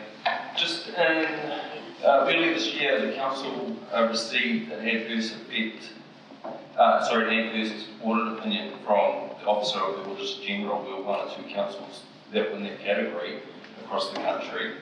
I understood that the information and assumptions were in our underlying plans they considered were unreasonable. Can you confirm that was the case and a little bit more outline for us to understand why they thought the information and assumptions that we provided were unreasonable? Through you, Mr. Mayor, if I can recall the opinion of the auditor at the time, the fair majority of the reasoning, in particular, was around some of our funding assumptions, particularly pertaining to the likes of matching calls and some of the external funding assumptions and some of our the community buildings that we have in the long-term plan. We had quite some level of debate with the auditor about that. The concern wasn't necessarily that the assumption was invalid as such, but the concern lay with if one of these assumptions because of their significance, didn't eventuate, then that would have significant impacts on the rest of the plan.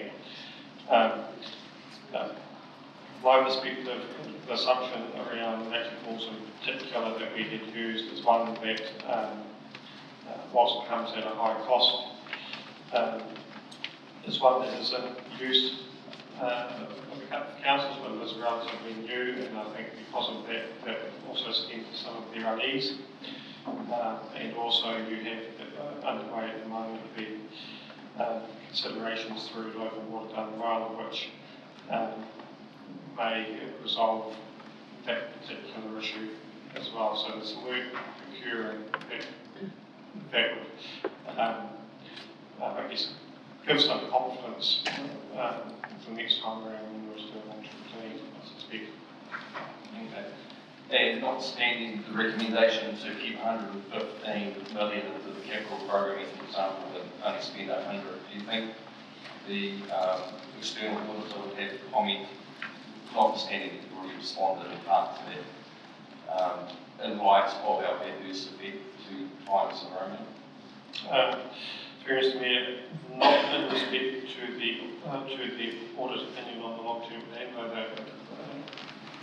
the decision around this matter won't have any bearing on that opinion.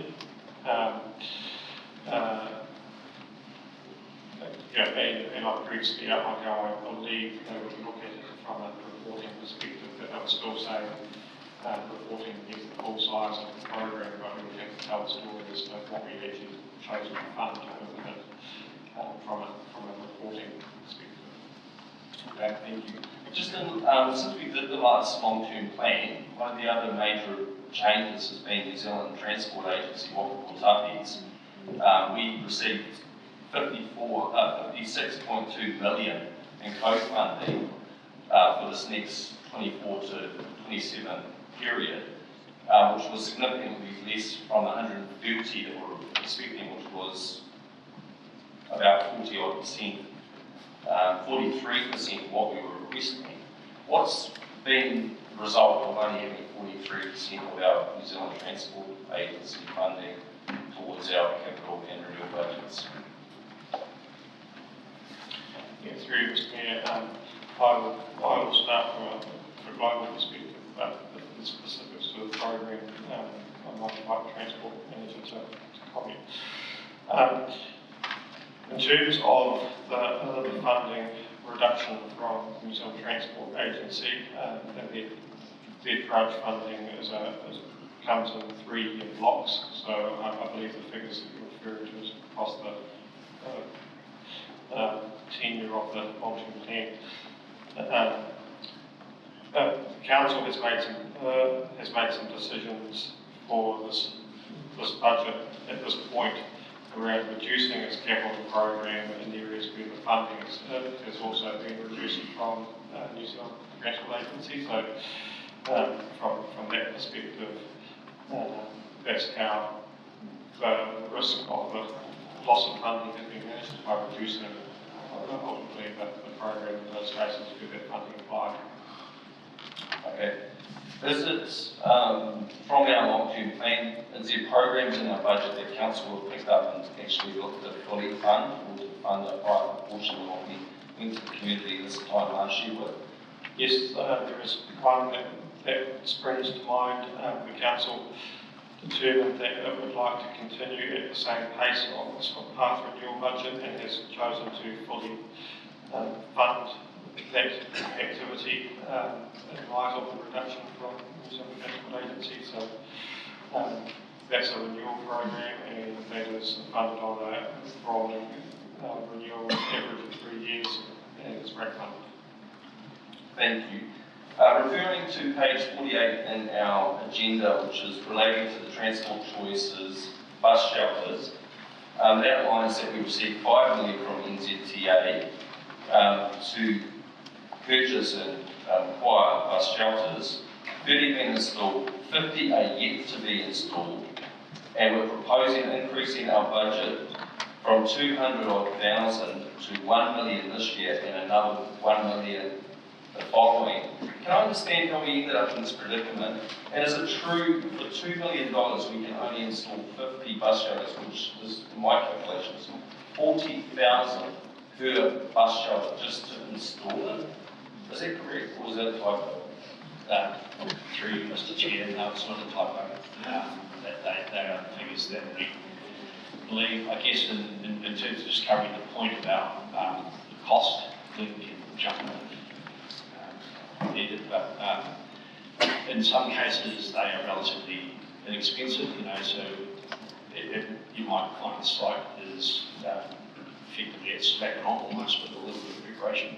In some cases we have to do substantial work in terms of reforming the footpath where it is, potentially having to change the curb and channel and do a lot of foundations, and some of those things can run quite light. So 40 is a reasonable estimate of the average for a bus shelter. So taking a step back, and how did we get in this position? It's a very good question. So at the time of the program, and we did agree between us and NZTA that we would buy these shelters and we go through a program as part of the new bus stops and the upgrades of shelters. So I think the total there is about 130 in total. And we bought those. We knew at the time that we wouldn't have enough budget to deliver them in that year, basically up until the end of last financial year. So the intent at that time was to install them over time using the co-funded programs that were in there, and we would, everyone was happy with that. Of course, with the change of priorities for that program got cut. So we got caught with the bus shelters and making a commitment to install them over time, but with no co-funding. So, fair to say, we very modest budgets at the moment, but we are sitting there, having spent the money on the bus shelters. Some of them are sitting here in Palmerston, some of them are still in the factory in Christchurch where the components have been manufactured. So, I've got a bit of a bad taste in my mouth in relation to this one, but we do believe this is what we need to do. Just another question just on that, is there consideration to spread that over a longer term rather than just to do this over 2 years, or maybe do it over 3 or 4 year periods to reduce that budget? And the other one is, aren't any of these bus shelters replacing existing bus shelters in the proposal? Through Mr. Mayor, so we have considered different timeframes around doing that. I would love to spread it out over a longer time period, but ultimately we've got to the discussions with NZTA as well in terms of negotiating this. We think doing it over 2 years and doing half one year or half the next is probably a reasonable outcome. In terms of whether any of these ones are replacing existing ones, I don't believe they are. They're not. These are new locations. Okay, thank you. Just in regards to, there was questions to say what impact some of the recommendations that have been circulated, and there's one, I just want to have a reassurance or confidence in that I intend, which I've proposed, which is Te Manawa Museum or Te Manawa operating grant being the same level as this current year, plus inflation. And the response to the earlier question was, that would be up to Te Manawa to perhaps respond to. But we did have last week the statement of expectation, or the draft, come through, the statement of intent, which showed that the closing total cash balance was 200,000 this financial year, and next year was going to be 415. And so that difference, I just want to understand, is that enough room in their bottom line to appreciate that rather than give the slight extra increase on top of the inflation adjustment? Can I understand your level of comfort around that headroom that they will still have next financial year? Through Mr. Mayor, I provided some context. if I recall from the information they provided last week, they provided.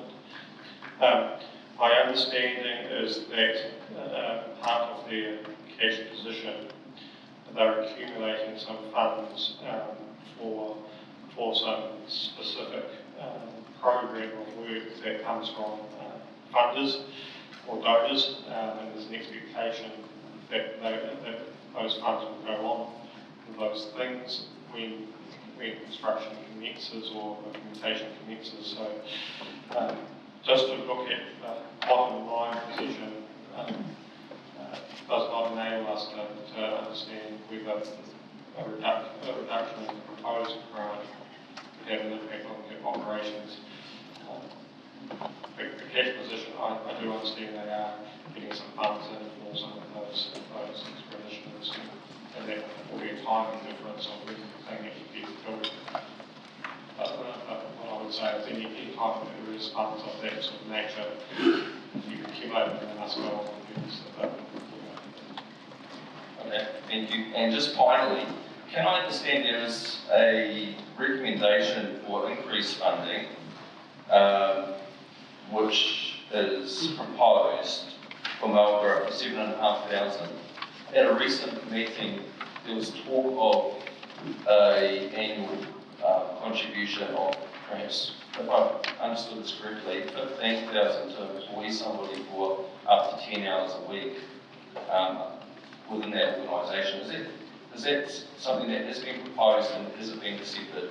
And is that, just I want to have an understanding of that outcome before we go to debate.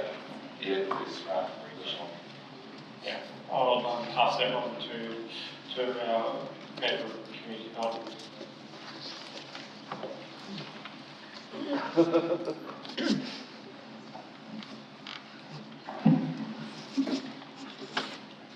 Steve Galvin, Manager of Community Development.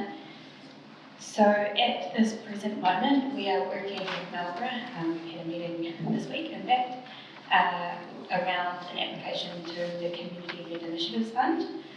So the intent is that we would support them through that fund starting 1 July, which is the end of their current SVG contract.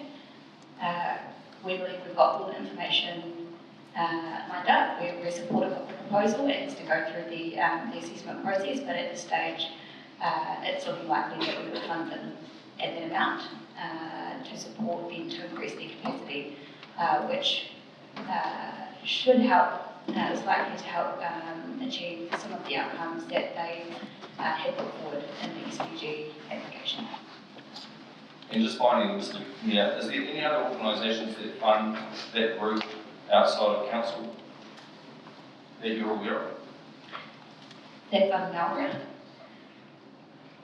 I understand they do receive other sources of funding. I would have to go and have a look back at their budget to confirm that. Thank you, Mr. Mayor. Appreciate it. Councillor Hancock. Yeah, thank you, Mr. Mayor. Apologies for coming back into the queue, but just the queries that have been raised around the Ski Ambassadors Program 1539. Can I just please check with community development just in respect of bearing in mind that these recommendations were only received by councillors last night, so we kind of sort of doing things a little bit on the fly. So just in terms of, I guess, the comfort level of have we been able to actually have any discussion with various stakeholders who might have an opinion about this, and that would include retailers, police, the Business Improvement District, and perhaps the Chamber of Commerce, and the relevance of perhaps some work that needs to be done there, please. Thank you. Through me, Steve Galvin, Manager of Community Development.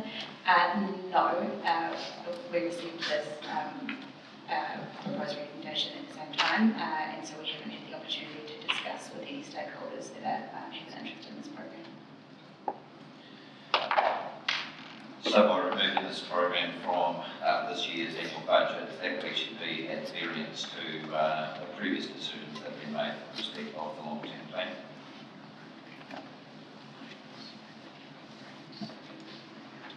Yes, correct, it's currently in the ballot. Thank you, Steve. Mr. Mayor. Councillor Harper, lucky pass. Sorry, Mr. Mayor, just wanted to ask one question about basketball level 2. I see the officers have put a question up about it, recommendation. Is there a recommendation coming, or is that just going to go to the Sport and Culture Committee in June? My understanding, there's been some discussions in the background with different parties for the sport level 2, so there's no recommendation coming. Thank you, that's all my questions. All right. Thank you, everybody. Thank you to the officers. That's exhausted the questions. So, colleagues, we are going to break. But just to give some context here, we've got 30 plus extra recommendations coming. So I'm going to go to 3 against. There's just no way we're going to be able to get through this in a timely manner. And I just ask you to perhaps, unless you absolutely need to get into the queue, don't do it. And look, there's great public interest out there, and because there has been a lot of questions asked, so just to give you an understanding, there's 220 people in this gallery. There's another 50 odd in the silver room and around the building as well. There's 320 online watching right at the moment, so there's a bit of interest. Yeah. So look, we will break. We'll be back in here at 15:15. So to those online, we'll see you at 11:15. Thank you.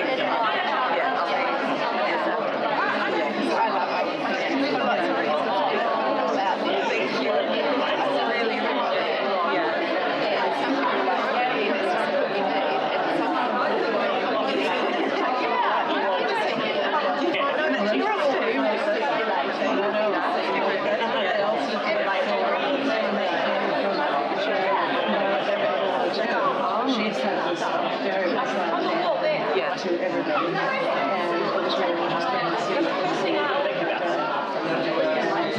three of them came back from London, so we said, did you go to uni?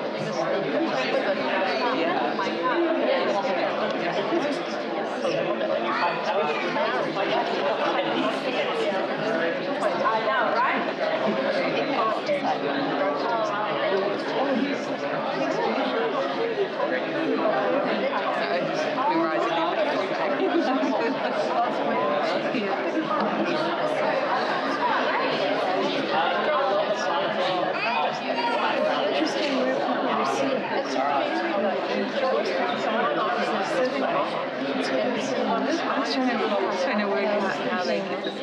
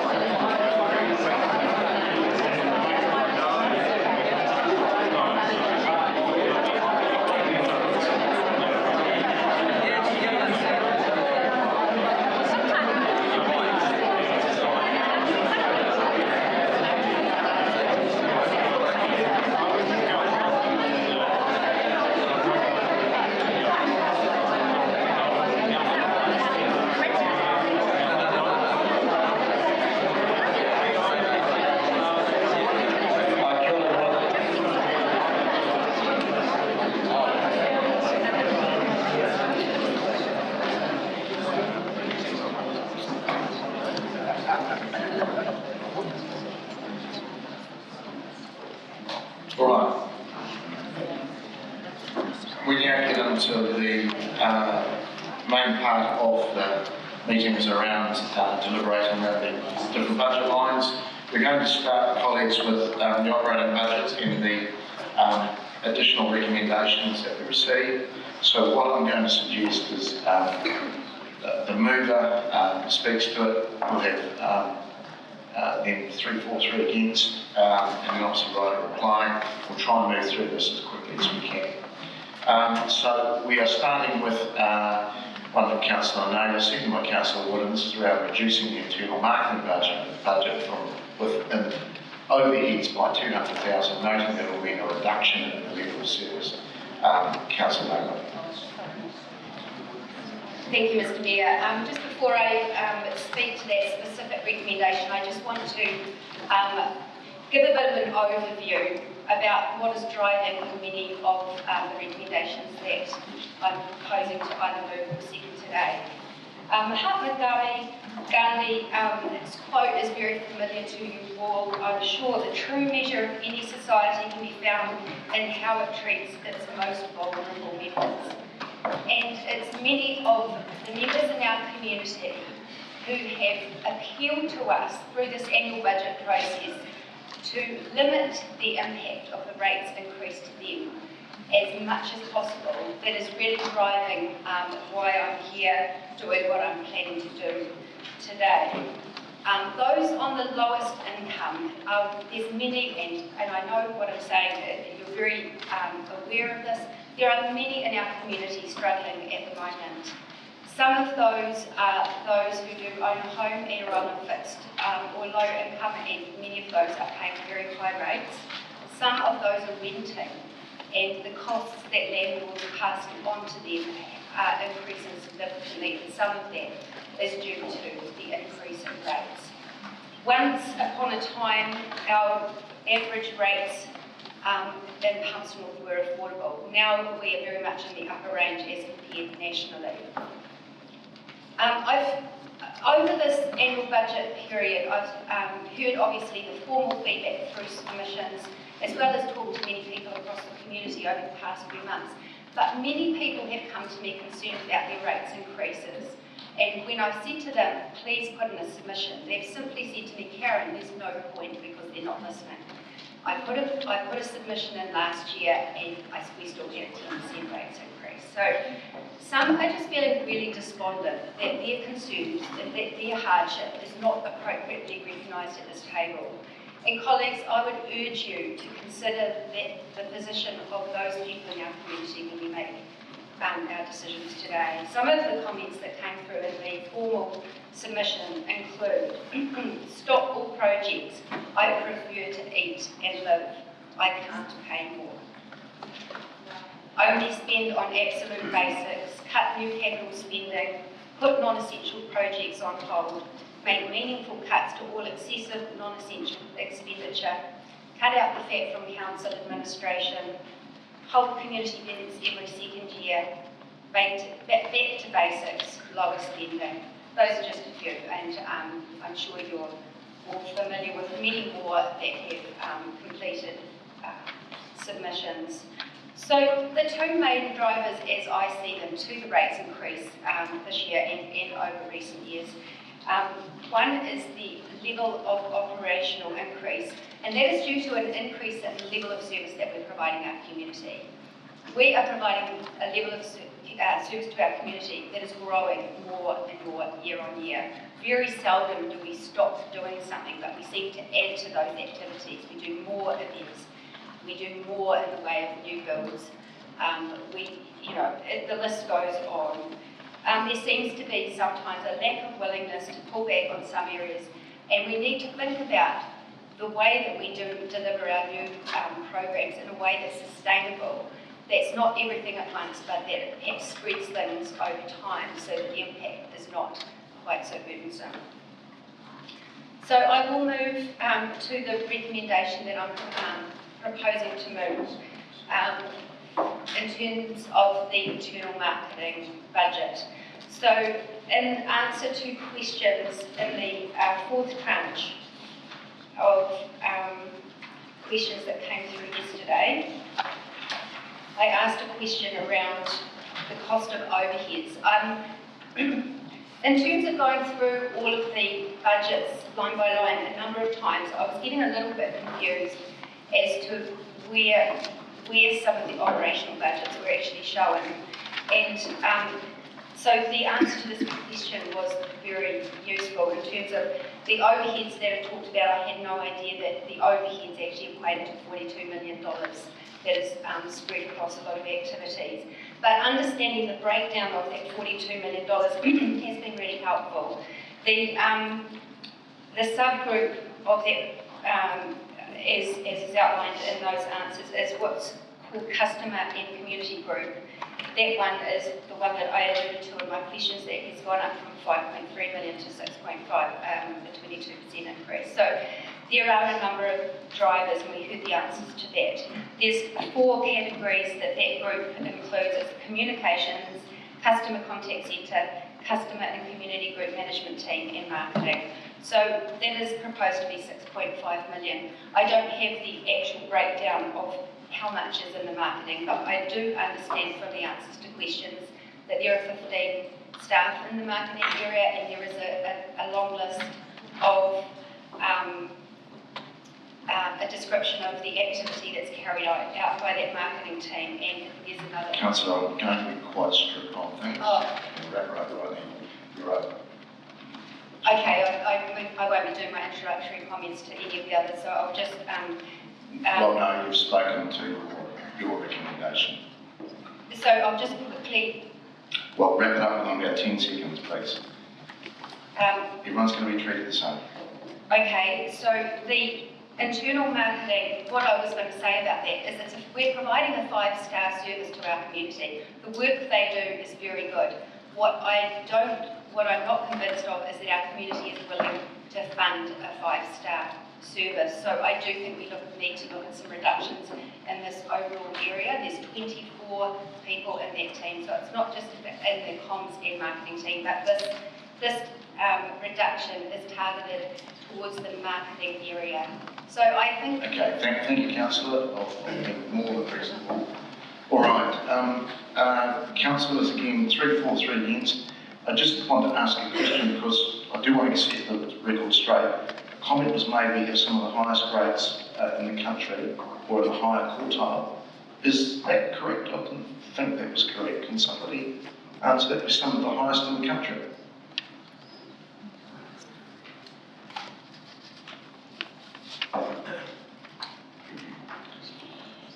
Through Mr. Mayor, not that I have the exact detail to hand.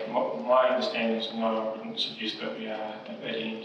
Okay, that's just needed to get the fact. Right, Councillor Wood. Thank you, Mr. Mayor. In a similar spirit to Councillor Naylor, save me commenting on every single item as we go through. I'll make a slightly more general speech on why I'm seconding or proposing a number of these. Overall, the package of savings that myself, Councillor Naylor and others have proposed will provide a pathway to a circa 1.8% reduction to the rate increase. That's approximately $2.46 million that can stay in the pockets of our ratepayers this year, but won't if we do nothing. And for context, that's 161.64 million loaves of Woolworths bread and $1.50 bread that our community get to keep in their pocket. But why do this? What's wrong with what we've consulted on? The summary of submissions on page 65 of your papers, councillors, gives a summary of the key issues raised. 37 submitters would like to see reduced spending across activities, programs or projects. 35 submitters do not support the proposed budget, and a further 20 do not support rates increases for their way of calculation. Noting these haven't been double counted, that is 92 individual submissions who oppose the budget in one way or another, versus only 16 submitters who supported the budget. Submission 7. There's a number of quotes from our community that I think are important that I will be keeping close to me as we go through this discussion. Submission number 7. Removal of non-core items from budget should be made ASAP. This is unsustainable for the city and the population. PNCC need to demonstrate better fiscal responsibility. Submission 17. There needs to be heavy cuts made to the budget. All government agencies are having to make cuts and some tough calls. However, PNCC is seeking to increase. That seems very out of touch with the current financial strain our entire country is under. Submission 24. Is it possible for council to consider those retired people like myself that are living on a fixed income?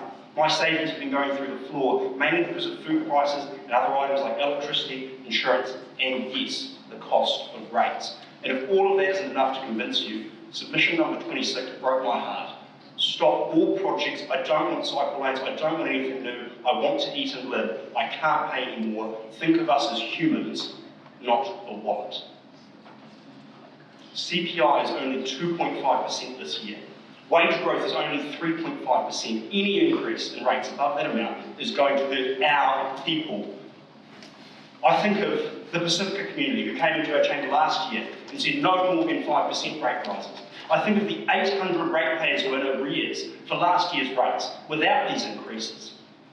I think of our solo mums and dads or our retirees on fixed income, our young people trying to afford rent. I saw a sign in the chamber earlier that said council cuts hurt whānau. I would say council rates hurt whānau and hurt them where it matters most, their ability to feed their family, to heat their homes and to pay their rent. If you don't think this is how we should do it, councillors, please tell me how we should do it. Put up a motion, I'll support you, heck, I'll second it. But if you care about those in low incomes, how much more evidence do you need that our plan is unrealistic, unsustainable, and unaffordable? Our ratepayers are humans, not wallets. And I ask you to consider that as we go through this recommendation process. In particular, to our marketing budget, in answers to questions from councillors, it has been confirmed we have 24 staff working in that space. You need to look no further than page 56 of our annual budget document, where you can see a fully designed, brand new, bespoke cardboard submission box that's been put up. Is that necessary? Do we need to have bespoke designs for every single campaign we run, or could we set a standard template that we use? Do we need to have bespoke looks for every single different project we run? Absolutely not. This is a conservative reduction to our marketing spend. We do provide a 5-star service to the community, and I think it will be incredibly cold comfort to a retiree on a fixed income who can't afford to put the heat on this winter to say, oh, well, at least our documents look really good. So I hope we can support this as the right thing to do, and I hope going forward through this process, you can find it in yourself to support the reductions that we need to get across the line to look after and respond to the needs of our community. Councillor Isabella. Thanks, Mr. Mayor. I did have just one general comment about our process. 1 week to consider $13 million of carry forwards, and then 1 afternoon to consider $15 million of reductions and deferrals from officers, and then a single evening to consider over 30 additional recommendations for cuts and deferrals. It just made me exceptionally glad that I am a huge nerd and I have read so many asset management plans, and I've taken as many pages as I can to learn as much about what actual work sits behind these numbers, so that I had a sense to know what any of these actually meant in terms of delivery in the evening that I had to consider them. This, I think, is a flaw in the system. It's barely transparent, and it doesn't make for robust or evidence-based or well-reasoned decision-making because we're doing this on the fly. To this specific recommendation, I won't be supporting it. I have been mulling it over. I spoke with the mover yesterday, and I do understand where she and the seconder are coming from, and I listened with interest to marketing managers' answers to questions, and that an outcome of this recommendation would be a need to look at our staffing of this team. I think it is absolutely appalling to put up a recommendation which could likely result in staff redundancies in this manner, so that the first the staff would hear of this is on the live stream as we debate their future, or having their manager having to answer to these questions in a public forum and sit here and take it. I'm not against reviewing our marketing program, but there are ways to manage this kind of staff adjustment with respect and dignity, and this ain't it. Colleagues, before I go to the next one, I'll speak. I'm not going to support this either. It's interesting, I know a bit about this subject, and to call it 5-star council, I think is a little bit misleading. But then there's been a few misleading comments already. There was a statement about a box. My understanding that box gets used multiple times all over the place. So we've just got to be, I know there's theatre people in the room, but this is not a theatre. We've got to speak the facts and know what we're talking about. This does mean jobs, because you can't have a marketing department without a resource. So if you're going to chop it by 200, you are talking jobs as well, eventually. So look, it's a lot of fun, and I'm going to be really open and transparent here. I'm not going to support anything that's got partners in involved in it, because as Councillor Isabella said, this is a flawed system. There's a play it again, Sam. I don't know how many times we relitigate things because we've got a view that everything's so expensive. We've just had an answer that we're not the most expensive. So we've just got to deal with some facts. I get that we need to try and be as efficient as possible, and I'll look fairly at some of the others. But this one, marketing is the first thing that gets dropped. And we've got partners involved in this, whether it's CCOs, various language weeks we do. This all goes out the window if you chop all this. So this is such an easy target, but it's such a misunderstood target too. The marketing of our city is imperative on how we attract people to our city, how we attract events or how we support events. Because you take this away, you do take away a bit of collateral, a bit of campaign work that can go to help our city go forward. So I won't support this. I'm sorry, it's a bit on the fly as well.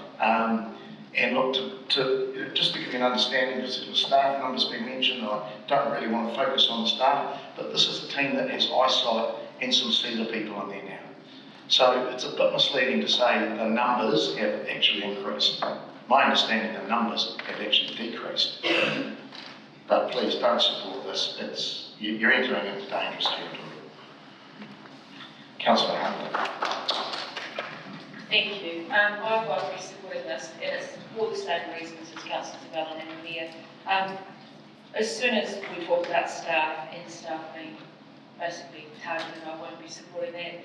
I do think that marketing for the city is really, really important, and we had a reputation for the city that wasn't great, and I think that we have now finally got to the stage where we're actually really proud of our city, proud of Palmerston, and I think that's to do with the marketing that we have done, the marketing that Cedar's done, the marketing the eyesight's done. And if we take that away, then we're actually taking away what we've made proud, we've made Palmerston proud. We should be sticking to that and sticking to our guns, so I won't be touching this 200,000, so it's a no from me. Is there anybody further for this? Just put your hand up.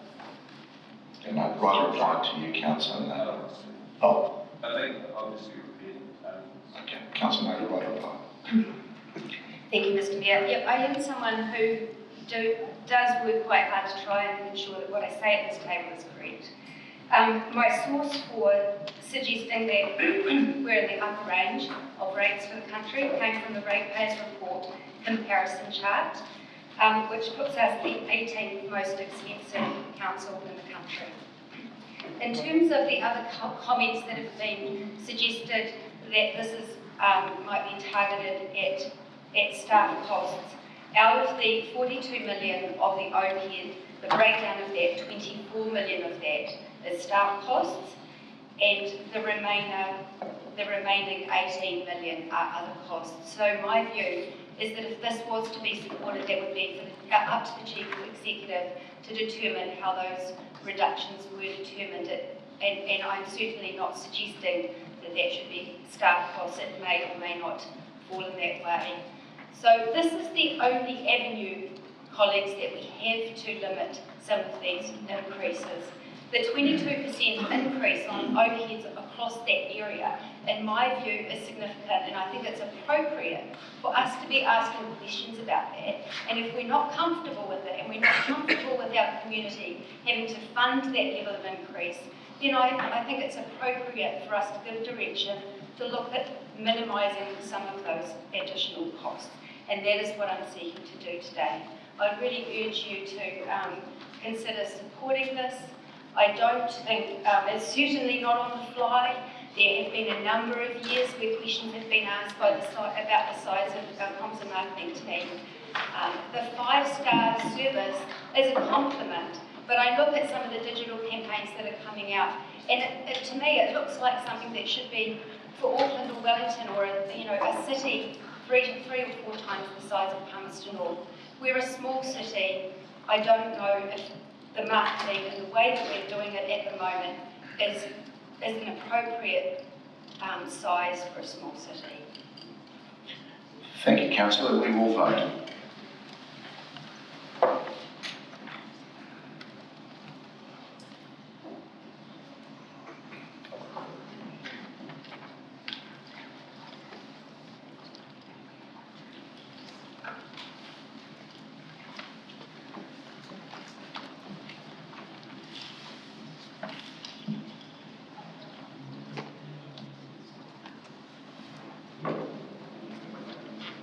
That is failed. 4 votes for, 11 against, and 1 abstention.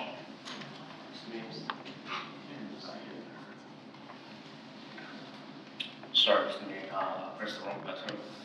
No votes should be recorded against. Right, okay. Thank you, that's noted. All right.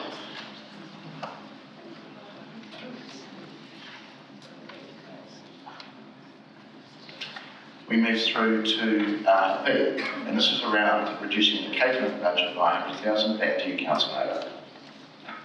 Thank you, Mr. Mayor. This suggestion came up through a submitter who spoke to us and suggested that we look at this, gave us as an example of something we could look at to reduce costs. So I did ask the question about what our catering costs were and how that compared to the last 2 years.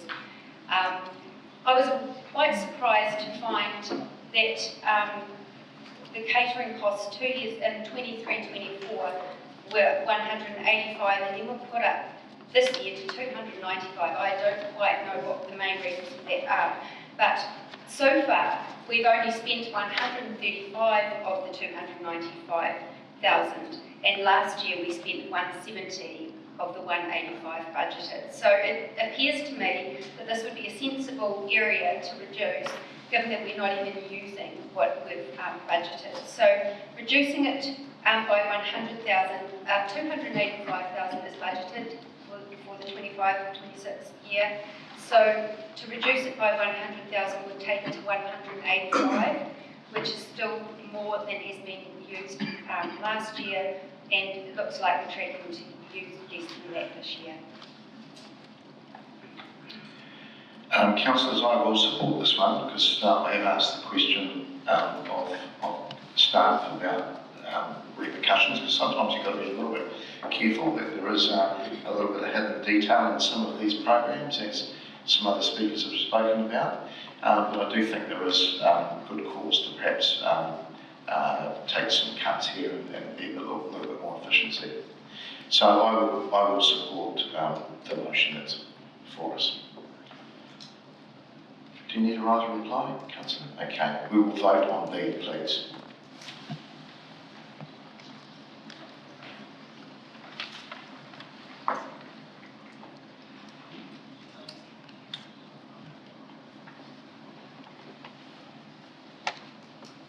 And it's passed 16 votes for, none against.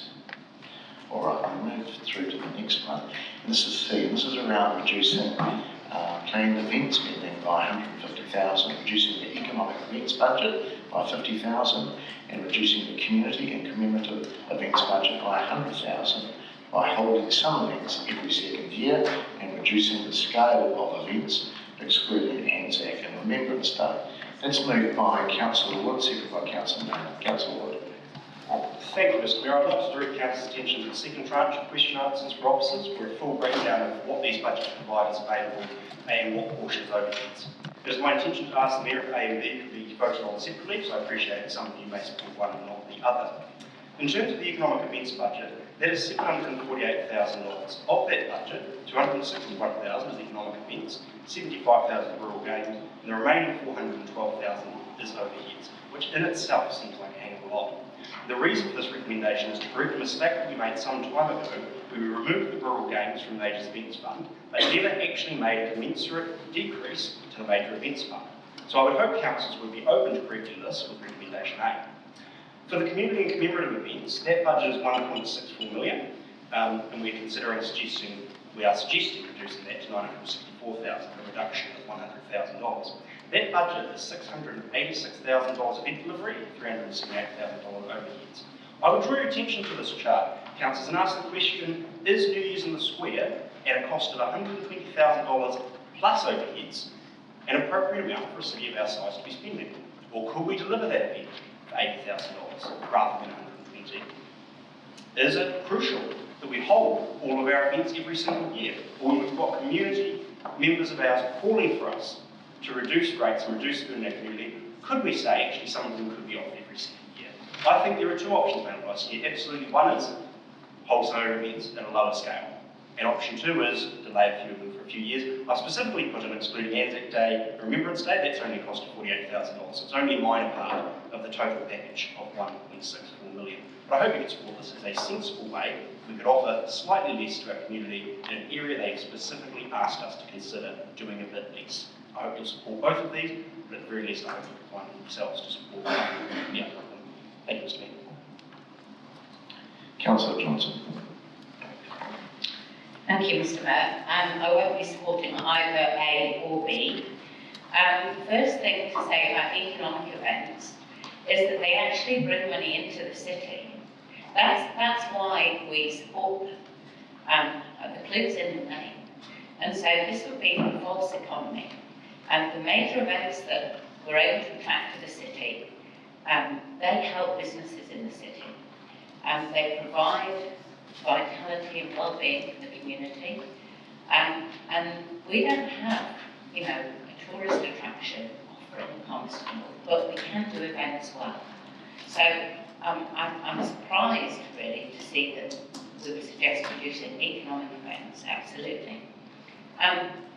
In terms of the community commemorative events, I think we need to be aware that we always do these in conjunction with stakeholders.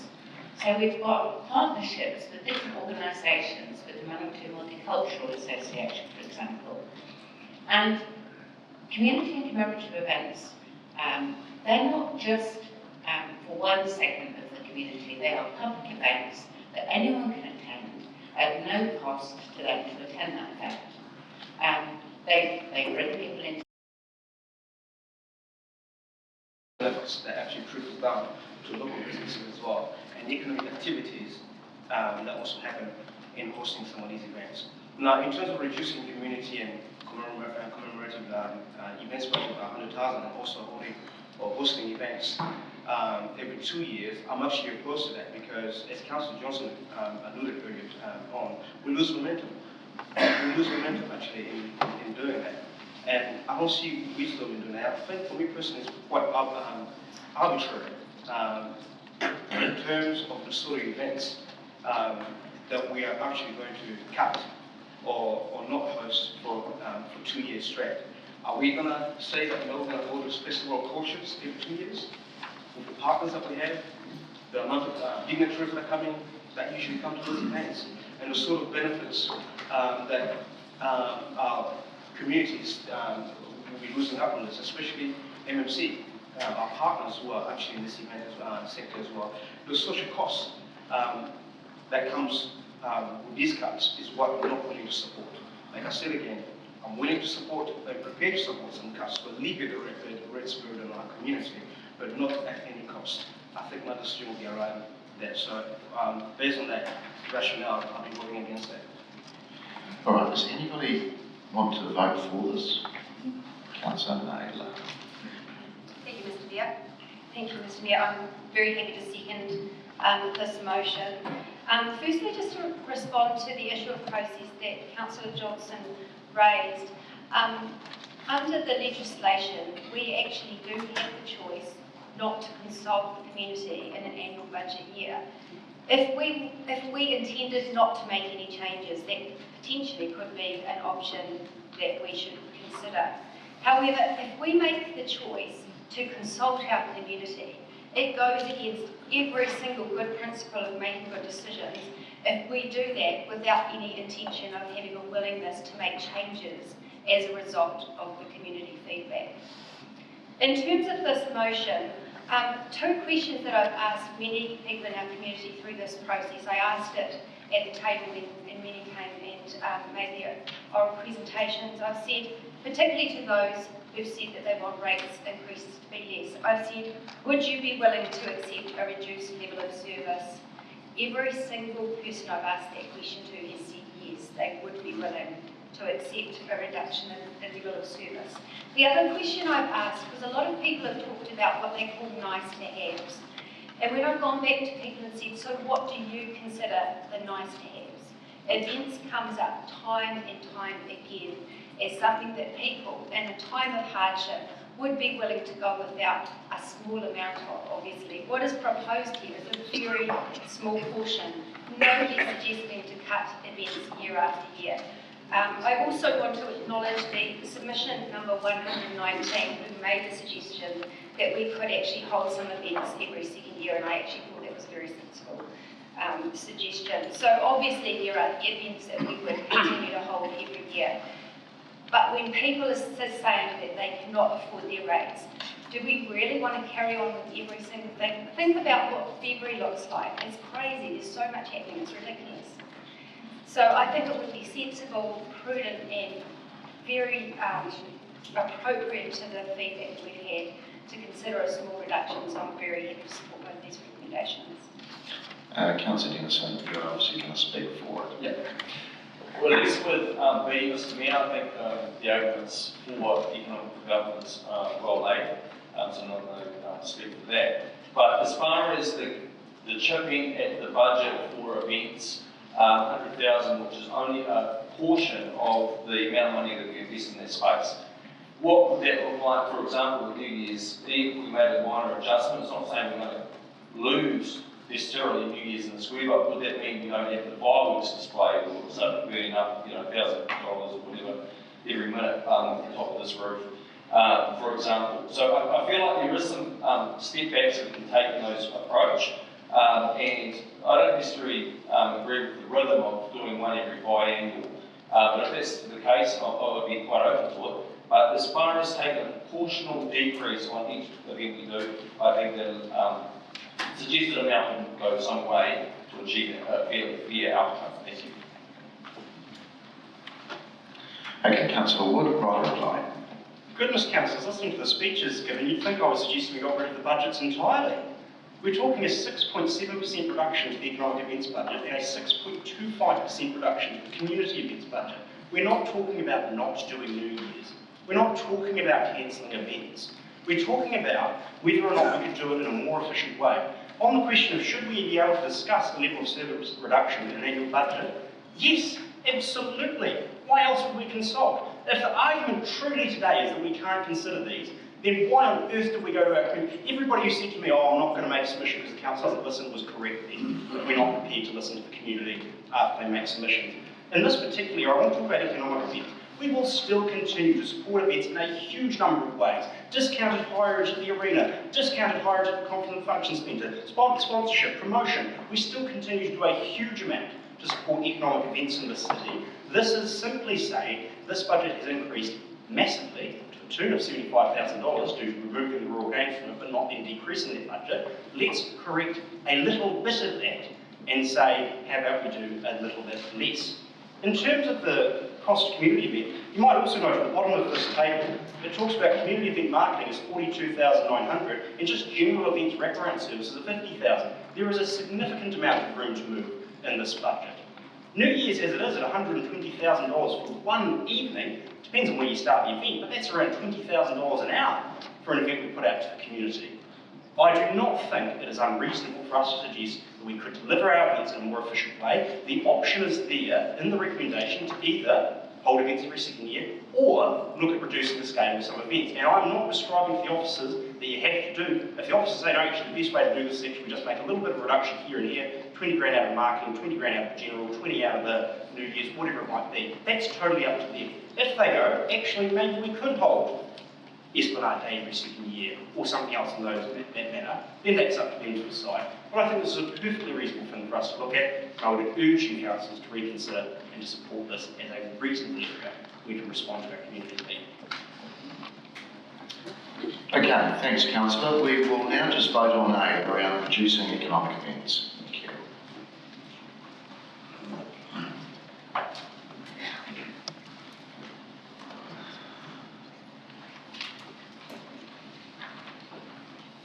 And that has failed. 4 votes for and 12 against.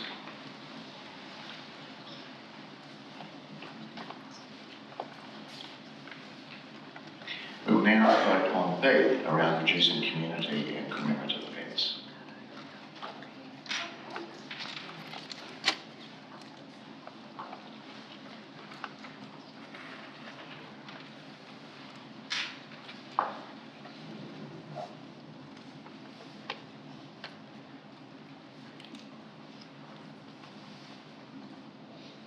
And it's also failed, 5 votes for, 11 against. All right, we'll move through to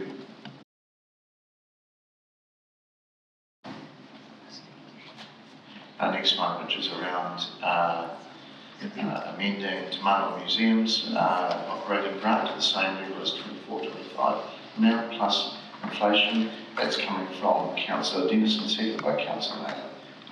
Councillor Dennison. Mr. Mayor, just in line with my mind did this today, hearing the officer's response and knowing that there was a good opportunity to adjust this last week when they presented the draft. So I looked to my secretary if she wanted to move it. I'll withdraw it from moving it. So if she could find another secretary, that would be my opposition. Okay. Yeah, sorry. So you're withdrawing from it. So the seconder wants to continue, and you've got another. Okay. I'll second it. All right. Okay, still the same motions on the table, just changing seats. Councillor Naylor, you're now speaking to this. Thank you, Mr. Mayor.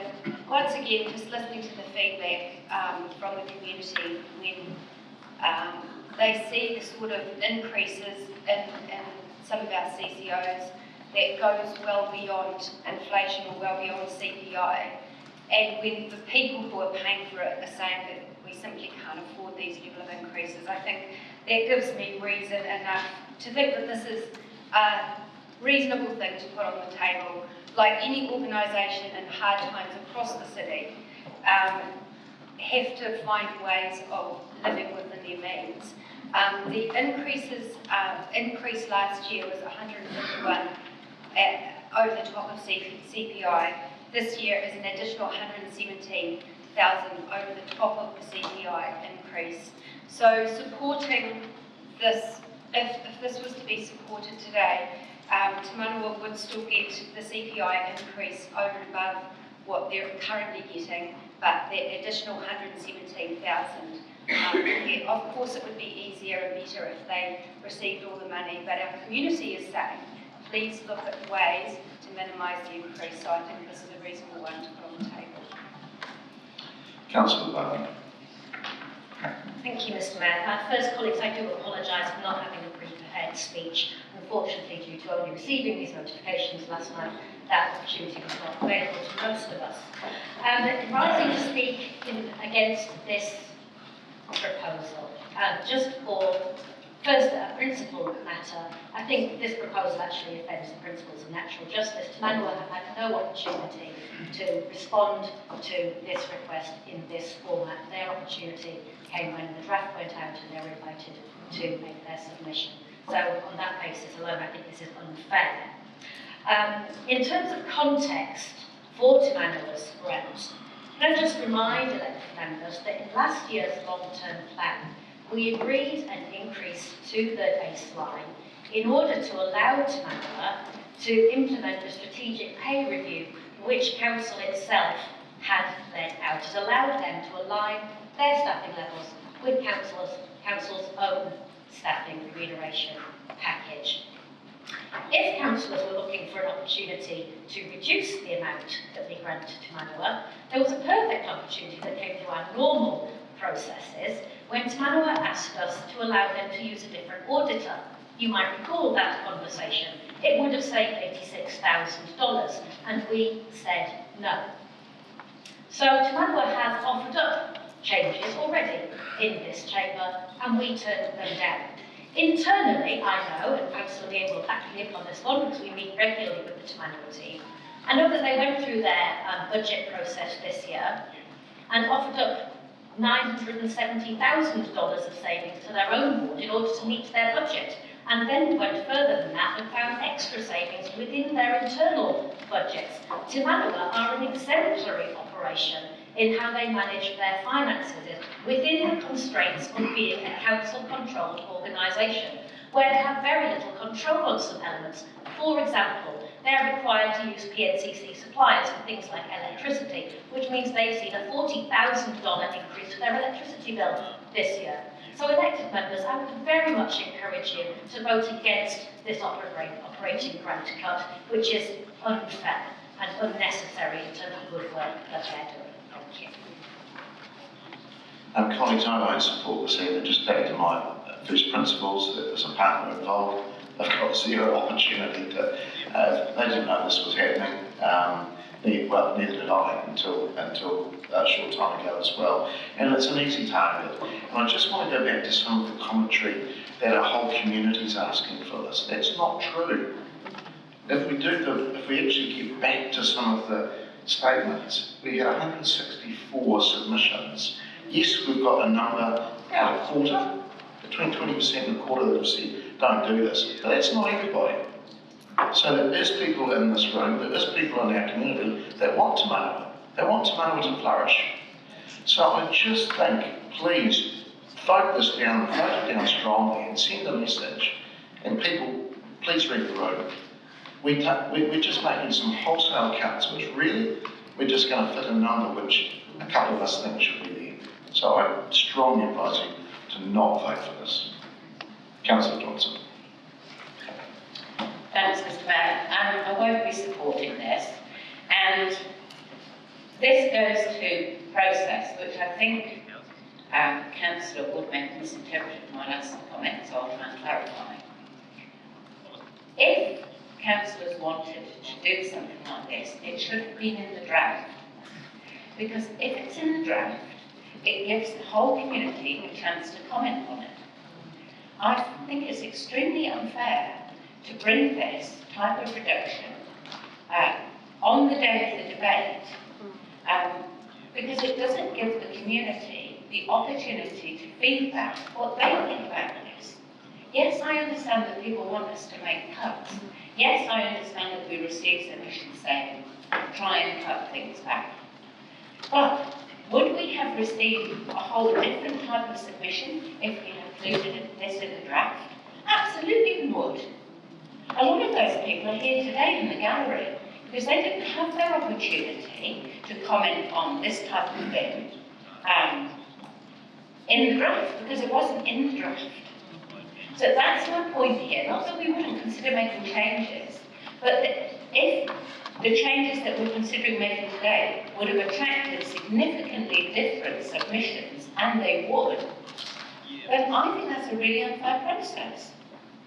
Now, to go to the value of museums, I mean, I've only got 5 minutes. I can't talk about all of the value of museums to a community in 5 minutes. But let me say, museums hold our stories. They're really, really important. They hold our cultures.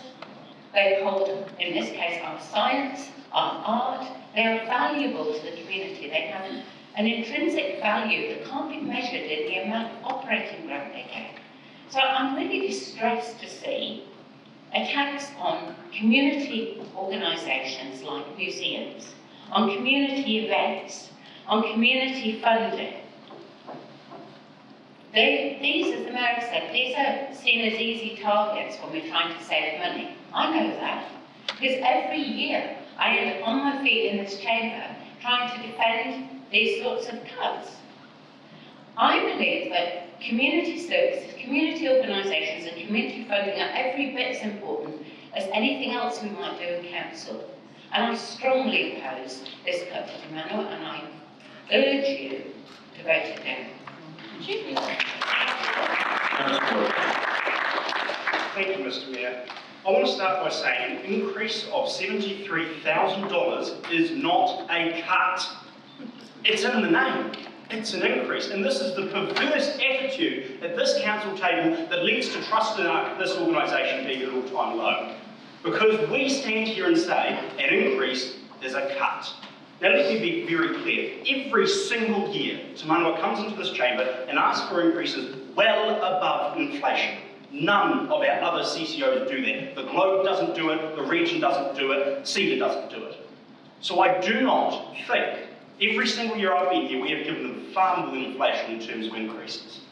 I do not think that is responsible stewardship of ratepayer money. Now, in terms of this argument that it's an easy target, well, if it was an easy target, we wouldn't have increased it well above inflation every year for the last 2 years. So I don't think it is. And if it was an easy target, I would say more of you would be sitting here today supporting this reduction. So given I have read the room and I suspect that won't happen, I don't think it's at all true to say it's easy to go for. 3 of the 26 recommendations that Councillor Naylor and I have put up are related to community. The other 23 aren't. So I do not think it is fair to characterise this as some sort of focused attack on community services. It is absolutely not. We just debated economic events, we just debated advertising, we just debated catering. So I don't think that is a true characterisation of what we're doing. In terms of Councillor Bowen's comments on the auditor, quite right, and you might recall I proposed, if I'm correct, that, and it is a shame that we've left that $86,000 of pressure onto Martin's budget, and I apologise to Martin before that. It is a crying shame we didn't do that. On the argument that this should have been in the draft, Councillors' attitude, I find, regularly, when we go into these processes, is they say, well, I might support a reduction, I might not, let's see what the community says, and then we'll deal with it then. So, I would look, if we're happy to front load this process next time, Councillors, I'm happy to do all of this at the front end and have that debate then, but my observation is, Councillors won't vote for it at that point, and then we'll have community feedback, and then when it's put up for a second time, Councillors tend to. We saw that happen in the long-term plan with multiple recommendations that weren't supported going into the draft, but then were subsequently supported after consultation. So I don't think it is fair to try and limit what we're able to do at this table to just what is being done in advance of consultation. I also don't understand this argument that's just come up that, oh, we only got this last night. I only got the recommendations to increase budgets that came through from other councillors last night. That's just the process we're in. I can sit here today and move another recommendation if I wanted to. So it's completely appropriate. It's not last minute. That is how council works. If you don't like how council works, then go petition the government to change legislation. But that is the table we operate at. So this is an increase of $73,000 for Te Manawa, and I hope we can support that.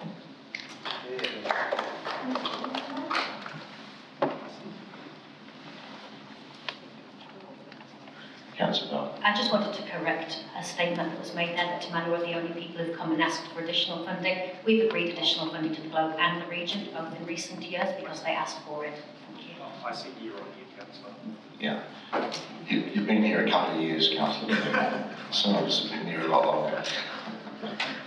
Now, I'm just right replying back to you, Councillor Naylor. Thank you. This is not a debate about the value of museums. I think it's well established the value that we place on having a museum in the city, and that's why we invest getting close to $4 million a year in that. If we didn't know that, we wouldn't be doing that. This is simply a debate about the affordability of our community to fund increases that are well outside of what they are saying that they can afford. And what we would be suggesting is the same as what everyone, so many organisations across the city are having to do, is look at efficiencies, look at savings across the organisation, and there is always options to do that. So I do still strongly support this recommendation. All right, councillors, we have the recommendation up there. We will vote on it, please.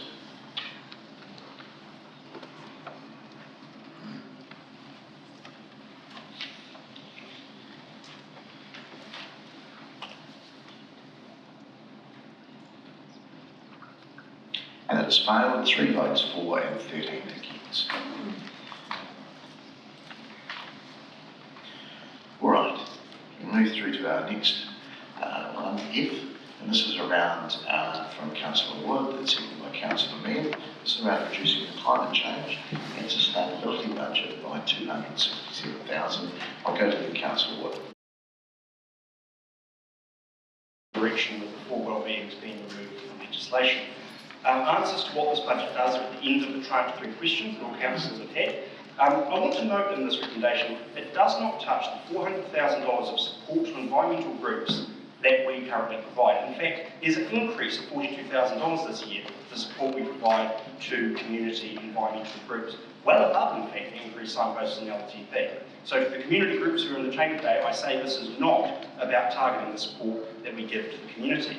This is about saying, do we need, as a small regional city, to spend almost $1 million in our internal climate change and sustainability space? It is hard to say exactly how large the increase has been in this budget due to changes in overhead calculations. But what I can tell you is that in the 23-24 annual budget, this was $242,000. So the jump, even with overhead recalculations, I can only believe is significant. As given the last 3 years I've been here, every year there's been overhead calculations, making it very hard to determine exactly what the scale of increase is. Some of the actions this organisation do, and when I talk to friends of mine who are Green Party members and voters, and I say, hey, would it be alright if perhaps we did our citywide emissions review every 3 years, like up an LTP? Sure, absolutely we could do that. Do we need to introduce a new citywide climate change action plan, which is a significant increase in level of service? No, not at this time. I think this is a sensible way we can respond to the needs of our community, and in fact, if the council wants to put up a recommendation that we go further with this and then use that reduction to increase the support we give to community groups, I'd be very willing to support that. So if somebody wants to say let's take another 250,000 a year and increase the support to environmental community group funding by 250,000, I think that would be a great idea. But this is a sensible way that we can look at doing a little bit less on our internal climate change space. Councillor Barrett. Thank you, Mr. Mayor and colleagues. First, I draw elected members' attention to the fact that this is climate change and sustainability programs, not merely the climate space. And I think it'd be useful to start with a little bit of context around this. So the beautiful consultation document that was prepared for the community has two infographic pages, 16 and 17, nice colorful boxes. And in those nice colorful boxes, we learn about the proportion of investment that flows into different areas. And we see that the total investment per week for the average ratepayer is $68. We then see that our contribution around climate change and sustainability is, wait for it, 60 cents, less than 1% of the budget.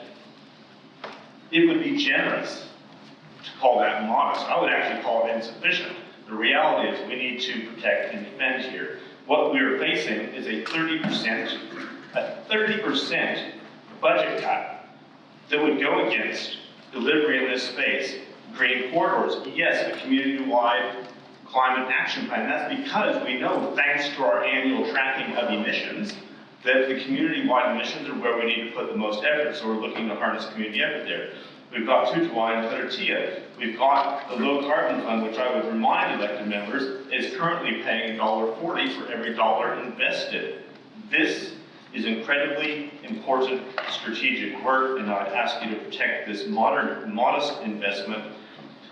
I, for one, would argue that the environment is the foundation of our prosperity, and for 60 cents out of the $68, well worth protecting every penny. Thank you. Councillor Isabella. Thank you, Mr. Mayor. Thank you, colleagues. I'm probably unsurprisingly opposed to this recommendation. Firstly, just it's a small team, and this budget does fund salaries. This is a small budget. There is a decent chance that this cut could result in a redundancy, so I will refer to my earlier comments about due process and respectful ways to negotiate those types of situations. But with the other activities that this budget covers, I have a few points to make.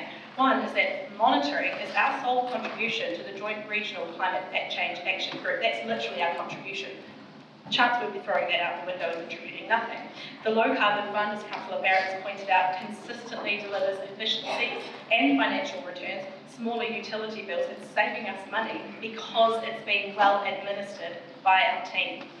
Green corridors, total kutu out the back. This work has delivered 30 years of restoration and improvements to the water catchment and the gully stabilisation, which has enabled growth. And it's all done by volunteers. That range to river program could come to an abrupt halt with this cut, and the maintenance and upkeep of those gullies and plantings in Summerhill and Akotiri would have to be absorbed by our own staff and our own programs. The community-facing climate action plan, the comment from the mover is that it's an increase in level of service that is not necessary. This action plan is intended to acknowledge and outline the risks to life and property and infrastructure from extreme weather, such as we have seen around New Zealand just in the past fortnight. And the plan intends to show what our plan is to prepare and insulate our city against those impacts. We are only just now working on our organisational business continuity plan so that we can remain operational in an emergency. We're not even organisationally prepared, let alone as a city. How can the community have confidence in our ability to respond in an emergency or even just a prolonged weather system if we decide we don't need a plan and we don't need to communicate it or let people know what the plan is, because having a climate change action plan is an unnecessary increase to a level of service? Climate change planning and preparation is not a crucial spend?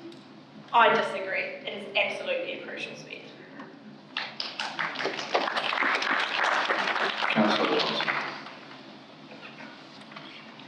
No surprise, I don't support this at all. I will say, I will try and stick to points that have already been made. The first point is that we are not an agent of central government. We are local government. We are elected by our own constituents. We set our own strategy and direction in consultation with the public. And also, the Local Government Act hasn't yet been changed.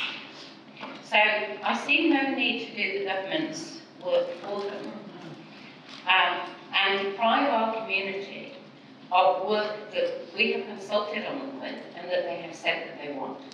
It's not so long ago that we had a number of groups coming into the chamber, putting quite a lot of good argument forward as to why we should be doing more in the climate space. And I noted in the submissions, even amongst those who felt that we should be being careful with the budget, they did say that they thought we were underdone in this space. The second thing to say is that this is a significant amount to reduce this budget by. It's 30% of the budget. It will have a huge impact on this programme.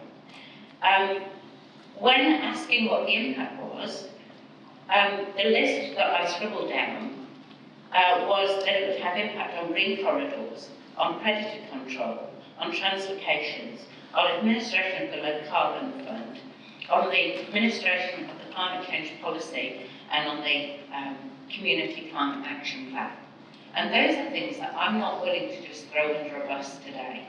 So please, I ask you, let's not make rash cuts to budgets that significantly would undermine our strategic direction as a council that we have agreed to with the community. Thank you.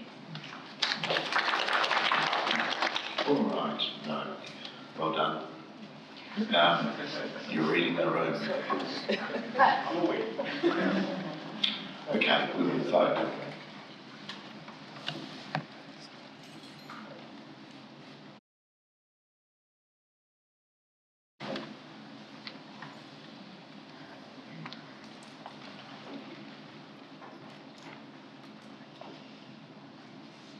It has failed 3 votes for and 13 against.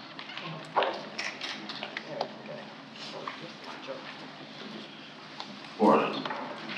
Our next one is around, again for Councillor Wood. This is F, and it's around council working with Canine Friends Pet Therapy charity to develop a discount scheme for dog registrations if appropriate. And Councillor Wood.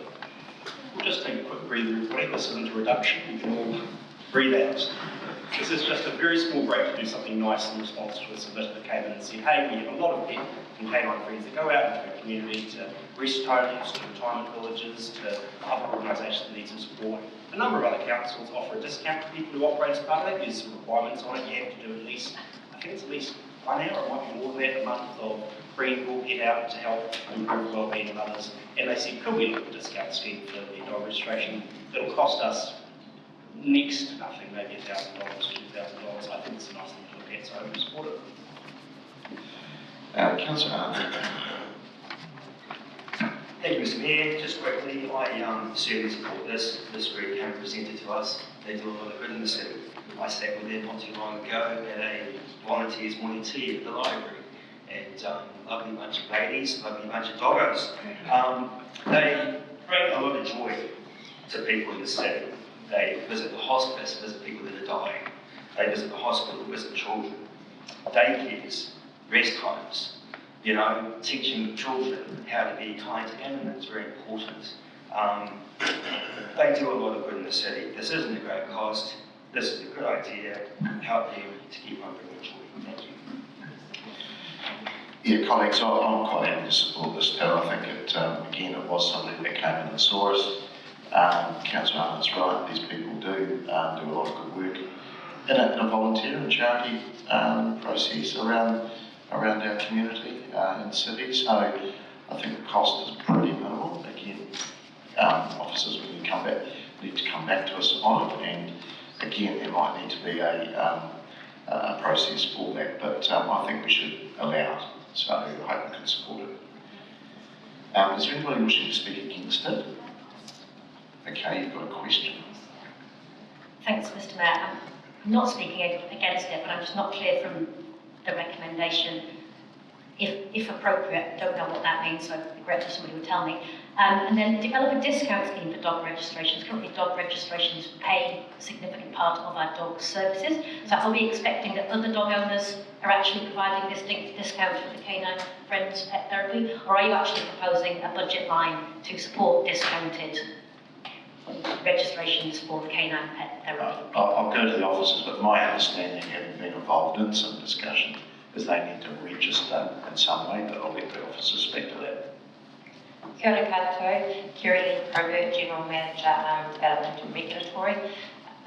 My recommendation is that we, that officers work on this, come back to you through the annual dog report, which is due August, September, with any detail. And at that point, councillors would be able to make any decisions on any further resolutions are required to action anything.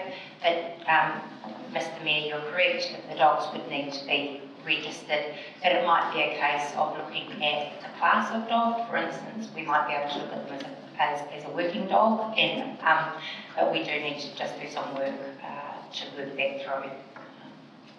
Thank you for clarification. You're speaking against it. You have a question? Just a clarification to the officers. Currently, we say registered through their organisation or registered with council? I anticipate both. Okay. No, well done. Okay, we will vote on F.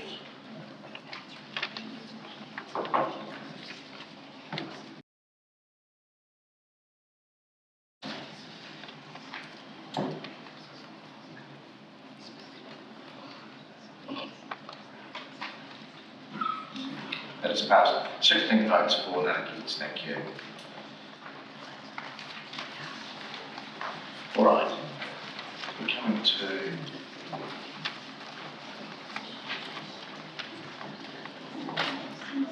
okay, this one wasn't on your papers. This is a new one this morning. This is around professional services budget is kept to the draft annual budget level for 2025-26 of 14.1 million. It was, it had jumped to 14.9, I think. Anyway, I'll let Councillor Naylor speak to that, and Councillor Wood is here. Councillor Naylor. Thank you, Mr. Chair. Yes, you're correct. What was in our draft was 14.1, but what's in front of us proposed today is 14.9, and as the officers outlined, that extra 800,000 was due to some carry forwards. So my thinking on this, I thought it was a really sensible move where there was support around the table, I think back in March, to give direction to try and put a cap on that professional services budget. And the reason for that was there was a view that sometimes we get external reports and we look at, there was a question mark about whether we needed to get quite so much external input or whether we should be having a bit more confidence in our own staff to provide some of that advice internally. The other thing, my view is when we look at that level, if we need to then push forward less urgent work through to the following year, then I think perhaps that's a reasonable thing to consider as well. So, I mean, it's definitely, it would be, if this was supported, it would be down to officers how to best manage that. But in principle, I felt that we consulted an annual budget that was professional services budget that was, required 14.1 million, and I think there's a discipline to actually keeping to that. So that's my reason for sorry for the lateness. It certainly was just something that I picked up and reading through the papers late last night and asked a further question this morning. Colleagues, I would actually want to support this because I agree with Councillor Naylor that we do have to be a little bit disciplined. I was surprised to see it had jumped to 14.9. I'm sure there's reasons, but again, this was one that we had strong support around, paring back our professional services budget, trying to make our internal team stronger, because there was in previous administrations, there was quite a lot of outsourcing, and we brought back more of that expertise internally, and I think this is wise to do that as well. So I hope we can support it. It's quite minimal in the bigger scheme of things, but I think it is quite important in the process. Councillor Barrett. Thank you. If I may, a question to officers, given that you've now had at least 6 minutes to see this and think about it, could we get a comment on impacts?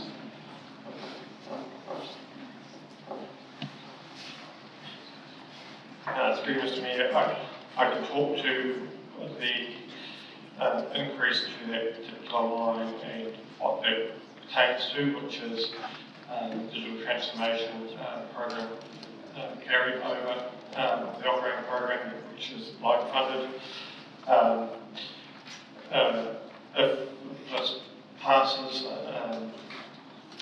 then I suspect we would have to do some work around what the impact of that would be, but given the work that we did earlier in drafting this phase outside of the loan funded programs and the revenue backed programs, I think the remainder was something around about 6 million in terms of professional services budget, or how we broke that down. So not sure what the impact at this point is, but whether it's a case of while we have to look at the carrying on the program that we're suggesting or not, I'm not sure.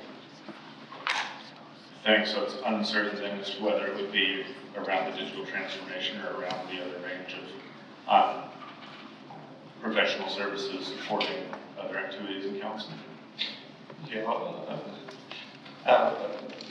I couldn't answer at this point in time what that would actually look like, but what I can say is when we did that exercise last time, we were getting into areas where the impacts were noticeable. Great, thank you. We'll comment briefly, Mr. Mayor, thanks. On brief reflection, and I will say only brief reflection, I'm not prepared to support this for two principal reasons. One is that the digital transformation project in and of itself is about delivering both an efficiency of service to the community as well as a quality of service to the community, and I hate to see that gets compromised. I've spoken with members of management over the years about how inefficient some of our processes are that are still paper-based or not in that digital space, and the sooner we get there, the sooner we will have a higher quality of service and a greater degree of certainty for the community coming through the digital side of things. And then my other reason for not supporting this is around just the huge amount of uncertainty in terms of which professional services and where. If colleagues will remember the last time we asked for specific information around this, we got a list of a whole range of different areas that would be impacted, and certainly a number of those areas for me were ones that I would be very uncomfortable with seeing impacts in, so I wouldn't want to see that area revisited, frankly. We need to make sure that we are making quality decisions, that we have good information to officers and here at this table. The amount of delay that we already have within our planning area in terms of opening up areas for development, in terms of the medium density rezoning within the city, in terms of, the list goes on and on about the amount of projects that are there that need support for quality decision making. So please, colleagues, book this down so we have good information and support for decision making in the years ahead. Councillor Hancock. Yeah, thank you, Mr. Mayor. Very similar vein to Councillor Barrett's is that when we on the fly actually decide that we're actually going to make some cuts, that may in fact actually affect the capacity and capability of our council. I think these are very, very unwise moves at the moment.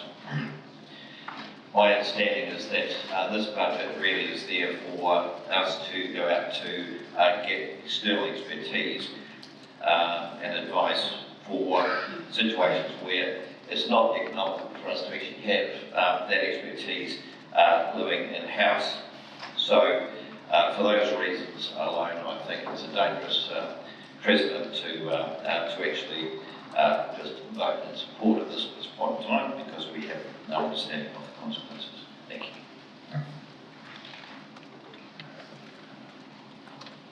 Councillor Hartley, you've just popped in. Sorry about that, Mr. Mayor. I will support it. I think it's a good move to try and save some money, so I do think it's a good move to the council to bring this forward, so I will be supporting it. So thank you, council, for bringing it forward. Thank you. Okay, right, reply back to you, Councillor Miller. Thank you. Just to clarify some points that Councillor Barrett raised there, I think he may have made the assumption that I was suggesting that digital transformation work shouldn't happen. I'm certainly not suggesting that. What I acknowledged was that was the reason, the carry forward from that program was the reason for it being increased.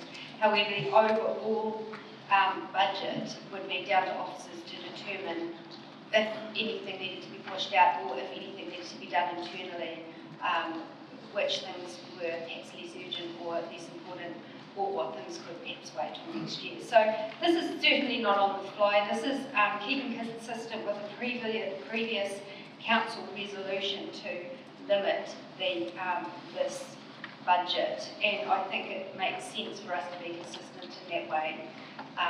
So I would urge you to support it. All right, we will vote, please.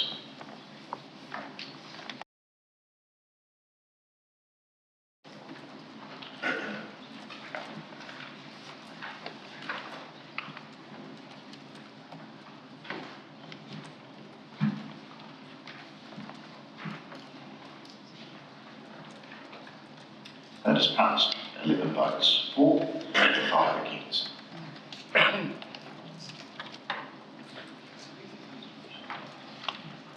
All right. We'll bring up the next one. And is it the right one? Okay. Well, I've just got this myself. So this is around amending the strategic priority grant funding increase into the year 24-25 amount plus inflation to be $1,661,703 this year. Change that to $1,701,583 for 29-26. So it's $166,452 reduction from the draft annual budget. And this is from Councillor Wood and seconded by Councillor Naylor. So Councillor Wood. Thank you, Mr. Mayor, and thank you, colleagues. I appreciate this is a little bit, you haven't seen this before. The decision was whether or not we were moving this like here for you all today. But I think in the spirit of transparency with our community, how we get to a 1.8% decrease in the rates, I think it's worth making that very clear. We provide $6.7 million of funding to community groups in our city. That's an answer to the second tranche question. We made a significant step change last year with a 10% plus inflation increase to our strategic priority grants. And the suggestion here is that we do that every second year. So 10% plus inflation, then inflation, 10% plus inflation, then inflation, to stagger the impact of that increase. This is not a cut, just to be really clear. There were a number of people that emailed me and said, William, please don't cut strategic priority grants, and I will not support cutting strategic priority grants. But what I am suggesting here today is that we can't move as quickly as we perhaps thought we might be able to in the long-term plan. There are a number of us who didn't vote for 10% plus inflation year on year at the time, and I think it comes as no surprise to many councillors around the table that I still do not think 10% plus inflation is an affordable level of increase to this funding for our community. Noting there was an approximately $190,000 step change last year, which then gets the benefit of being inflated by 2.5% this year. This would still be an increase of $73,000 for this next year coming. So still recognises the important work that our community organisations do, still increases their funding, but just suggests that we can't have significant step up every single year. Let's do it at a more affordable pace for our community. I hope it's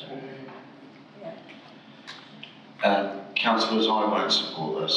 Again, this is very much on the fly. And I'm surprised to see it there, to be really honest, and just reading the room.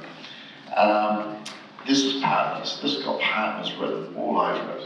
In fact, some of them are in the gallery now, they're watching online, or in the other room next door.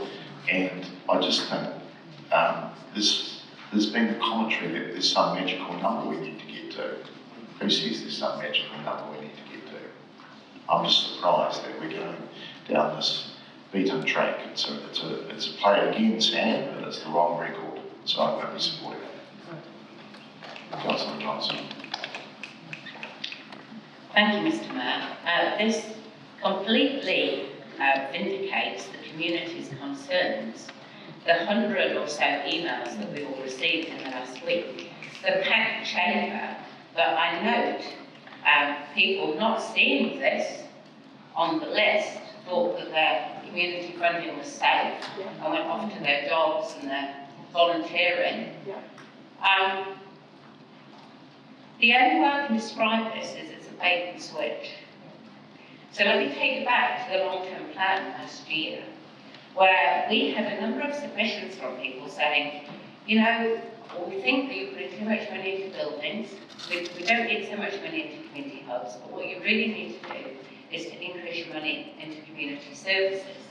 Assist community groups to assist the public. That's what they asked, and that's what we did. We cut millions of dollars off the community hubs budget. And the other side of that was that we agreed to increase the strategic priority grant significantly over a period of the first 3 years of the long-term plan. Would we have agreed to do that if we hadn't already cut millions off the community hub budget? No, we wouldn't. And now, having agreed the cuts to the community hub budget, now we're being asked not to increase the strategic priority grants as we agreed to. I was listening to the news last night, in the middle of the night when I was unable to sleep because I was worried about this kind of resolution coming forward, to be quite honest.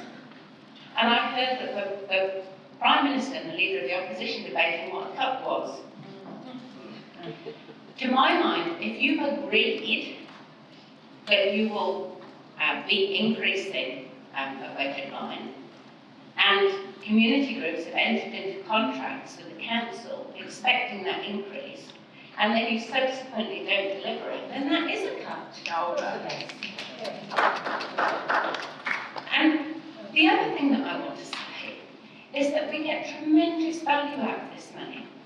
$1 of council money creates a huge amount of value back from community groups that very often are using volunteers to deliver their services, that are able to leverage some of the council money to apply for grants from other organisations. None of these organisations rely solely on council money.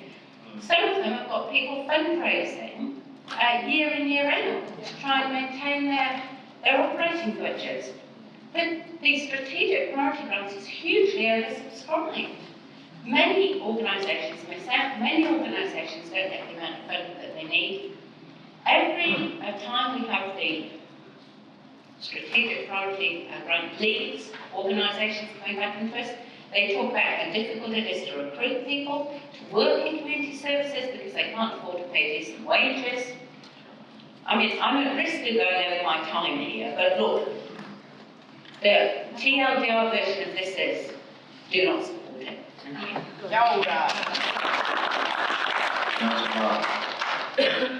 She could have had some of my time. Well said, Councillor Johnson. Goodness me. As Councillor Johnson said, this absolutely supports the community concern about this process. I'm gobsmacked to find this comes up based on how we feel on the day. How do we feel on the day? I'll tell you how I feel on the day. Very annoyed is how I feel on the day that this is what's in front of us. And our community groups would be, I'm sure, thinking very annoyed is a very minor response to this kind of proposal. When is it not to cut? Well, I think when the mover and seconder says it is or it isn't. We can't move as quickly as we thought we could. Why not? Who says? We had this debate last year. Our community groups were really clear about their aspiration and the role of council in delivering it. And we debated that, and I recognise there was some interesting mathematics in that debate. And Councillor Wood and I had a moment in that debate, but we landed where we landed, we agreed it, and we told our community that's what our plan was. How now do we walk that back and say the contracts that you entered into with us and others in good faith is now neither, as my granny would say, neither now the summit, because we felt differently on the day. Well, I don't think that's going to wash. Is this affordable for our community? Well, I think our community groups have certainly spoken into my email to say not doing it is not affordable for our community. And Councillor Johnson very accurately referenced the value of the volunteer dollar. You know, there is a saying, if you want to go fast, go alone. If you want to go further, go with friends. That's exactly what our Strategic Priority Grant Fund enables us to do. We go further, and actually we probably go faster, because we do it with trusted partners in our community who make a dollar go an awful lot further than council ever will. And this is a smack in the face to those organisations who we've partnered with in good faith. Colleagues, please do not vote for this. I'm against as well, so Thank you. Follow that style. Is there anybody that wants to actually vote for this? Councillor Naylor? Okay. Yeah, I will speak to this. Just want to address a few points. In my view, a cut is a reduction. The question was asked by Councillor Johnson, is community funding safe? Absolutely, community funding is safe. We have 6.7 in the budget now. The conversation right now is, should that become 6.8 or 6.9, or what's proposed is 7 million in the budget for community group grants. Our community services staff have told us that we are very generous as compared to other councils across the country, and I'm proud of that. We do value the work of community organisations, absolutely. Councillor Bowen said, if the question is that we can't move as quickly as we said, who says? She said, I think she asked the question, who says? Those funding it have said very clearly that they cannot afford. Those who are struggling to pay their rates, struggling to pay the power, pay for their food, they have said, slow down. No, some of us didn't know whether this is something we should put on the table today, but other options across many other sectors have failed already in terms of our aspirations to reduce. And this magical number, many have said it should be something closer to CPI, something closer to the rate of inflation, something closer to the increase that actual households are getting themselves. And certainly the rates increase proposed at the moment of over 7% is nowhere near that amount. So whilst I recognise this is quite unpopular, what we're debating here today is not compromising community funding, the generous community funding that exists. This debate is about how much additional community funding. The SPG specifically was proposed to have over 12% increase. Tell me who in our community have got an over 12% increase in their pay packet. I don't know anyone. So that's the reason why I will be supporting this. Whilst I know it's not popular, I think we need to actually be considerate in terms of all of the budgets, and certainly the ones that have been put on the table today run across many sectors, and this is just a small amount on one sector. Okay, right, reply, Councillor Wood. Thank you, Mr. Mayor. Before I speak, two councillors suggest we would be breaking contracts by approving this item. Can we get a comment from the staff if that is correct? I understand that they were allocated annually.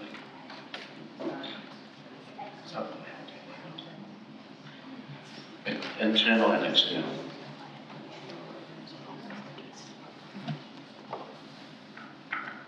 Kia ora, Steve Elvin, Manager Community Development.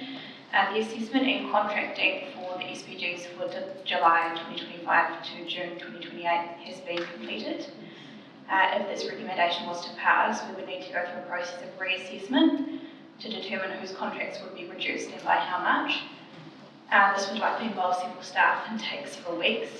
This would have an impact on staff resource in the immediate term and would likely impact levels of service able to be provided for other areas of work. And this would also likely have significant impact on the community sector, as it would create uncertainty in their grant amount beyond 30 June until right up close to that transition date to the new contract period. So to be clear, the new contracts haven't been confirmed yet, that's 30 June that would occur. Sorry, could you say that again? Just to be clear in my understanding, so those new contracts haven't been confirmed yet, it would be the 30th of June that would be confirmed. They have been confirmed with groups and signed. They would commence, their start date is 1 July. Thank you, Mr. Mayor. In terms of right reply, I feel that speaks to the flaw in the whole annual budget process. We've already gone out and signed contracts and agreed to things, and then on the other hand, are saying to the community, come in and tell us whether or not you can afford the rate increase. Well, if that doesn't say it all, I don't know what does. If you are increasing a budget line, that is an increase, not a decrease. Plain and simple, that's what's the figures there. This is still a $41,000 increase to SPG funding. Who says we can't go this fast? Our community, 96 to 12, who submitted, yes, Councillor Foley, who submitted in this chamber and said they can't afford this budget. That's who says. That's who says that they can't afford to feed their families or heat their homes. Who says?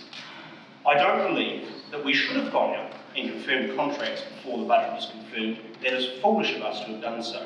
And I don't think that that is a good way of operating as a council. We can't go around saying to our community, please come and consult and give us your feedback, except we've already made the decision. So I appreciate this won't get across the line, and that's a shame. But I don't, and this speaks to why this possibly, or in fact, in my opinion, should not have got across the line the LTP in the first place. I believe we can do this at a slower rate.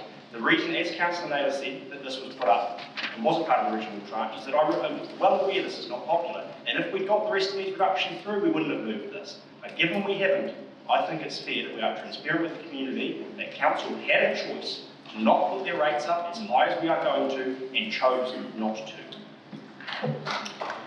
All right, we will vote, please, on H.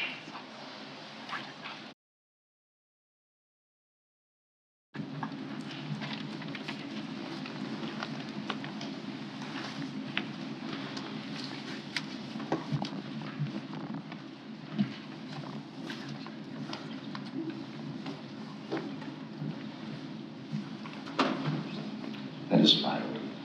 3 votes for and 13 against.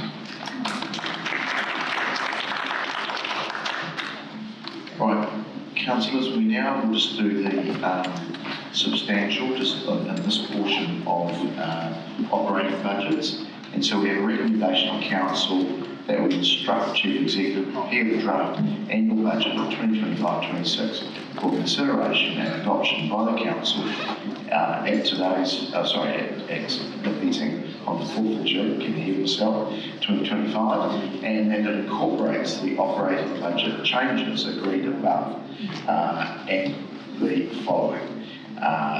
An increase of $372,000 in the operating expense budget for transport roading for the maintenance of street trees, and that is offset in part by a $223,000 reduction in the operating expense budget for active community sports fields and reserves and attachment 3. I'm happy to move that, seconded by the Deputy Mayor.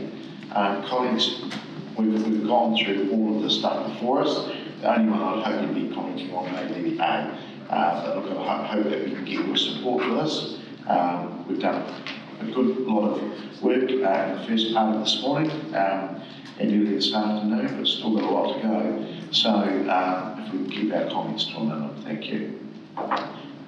Councillor Fitzgerald. Thanks, Mr. Mayor. Is it appropriate to ask a question of the Chief Executive Officers? Thank you. Mr. Chief Executive Officers, we heard this morning from General Manager of Infrastructure a suggestion of keeping the program the same, but giving instruction to reduce the spend to $1 million. That's to come. That's to come? Yeah. All right, we will put up the vote.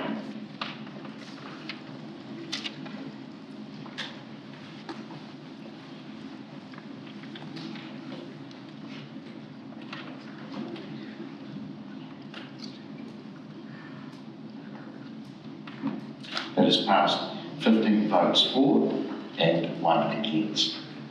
All right, colleagues, we've got through a quarter of the day, so just to put it in context, we will be back into the chamber at 2 p.m. Enjoy your lunch. Thank you.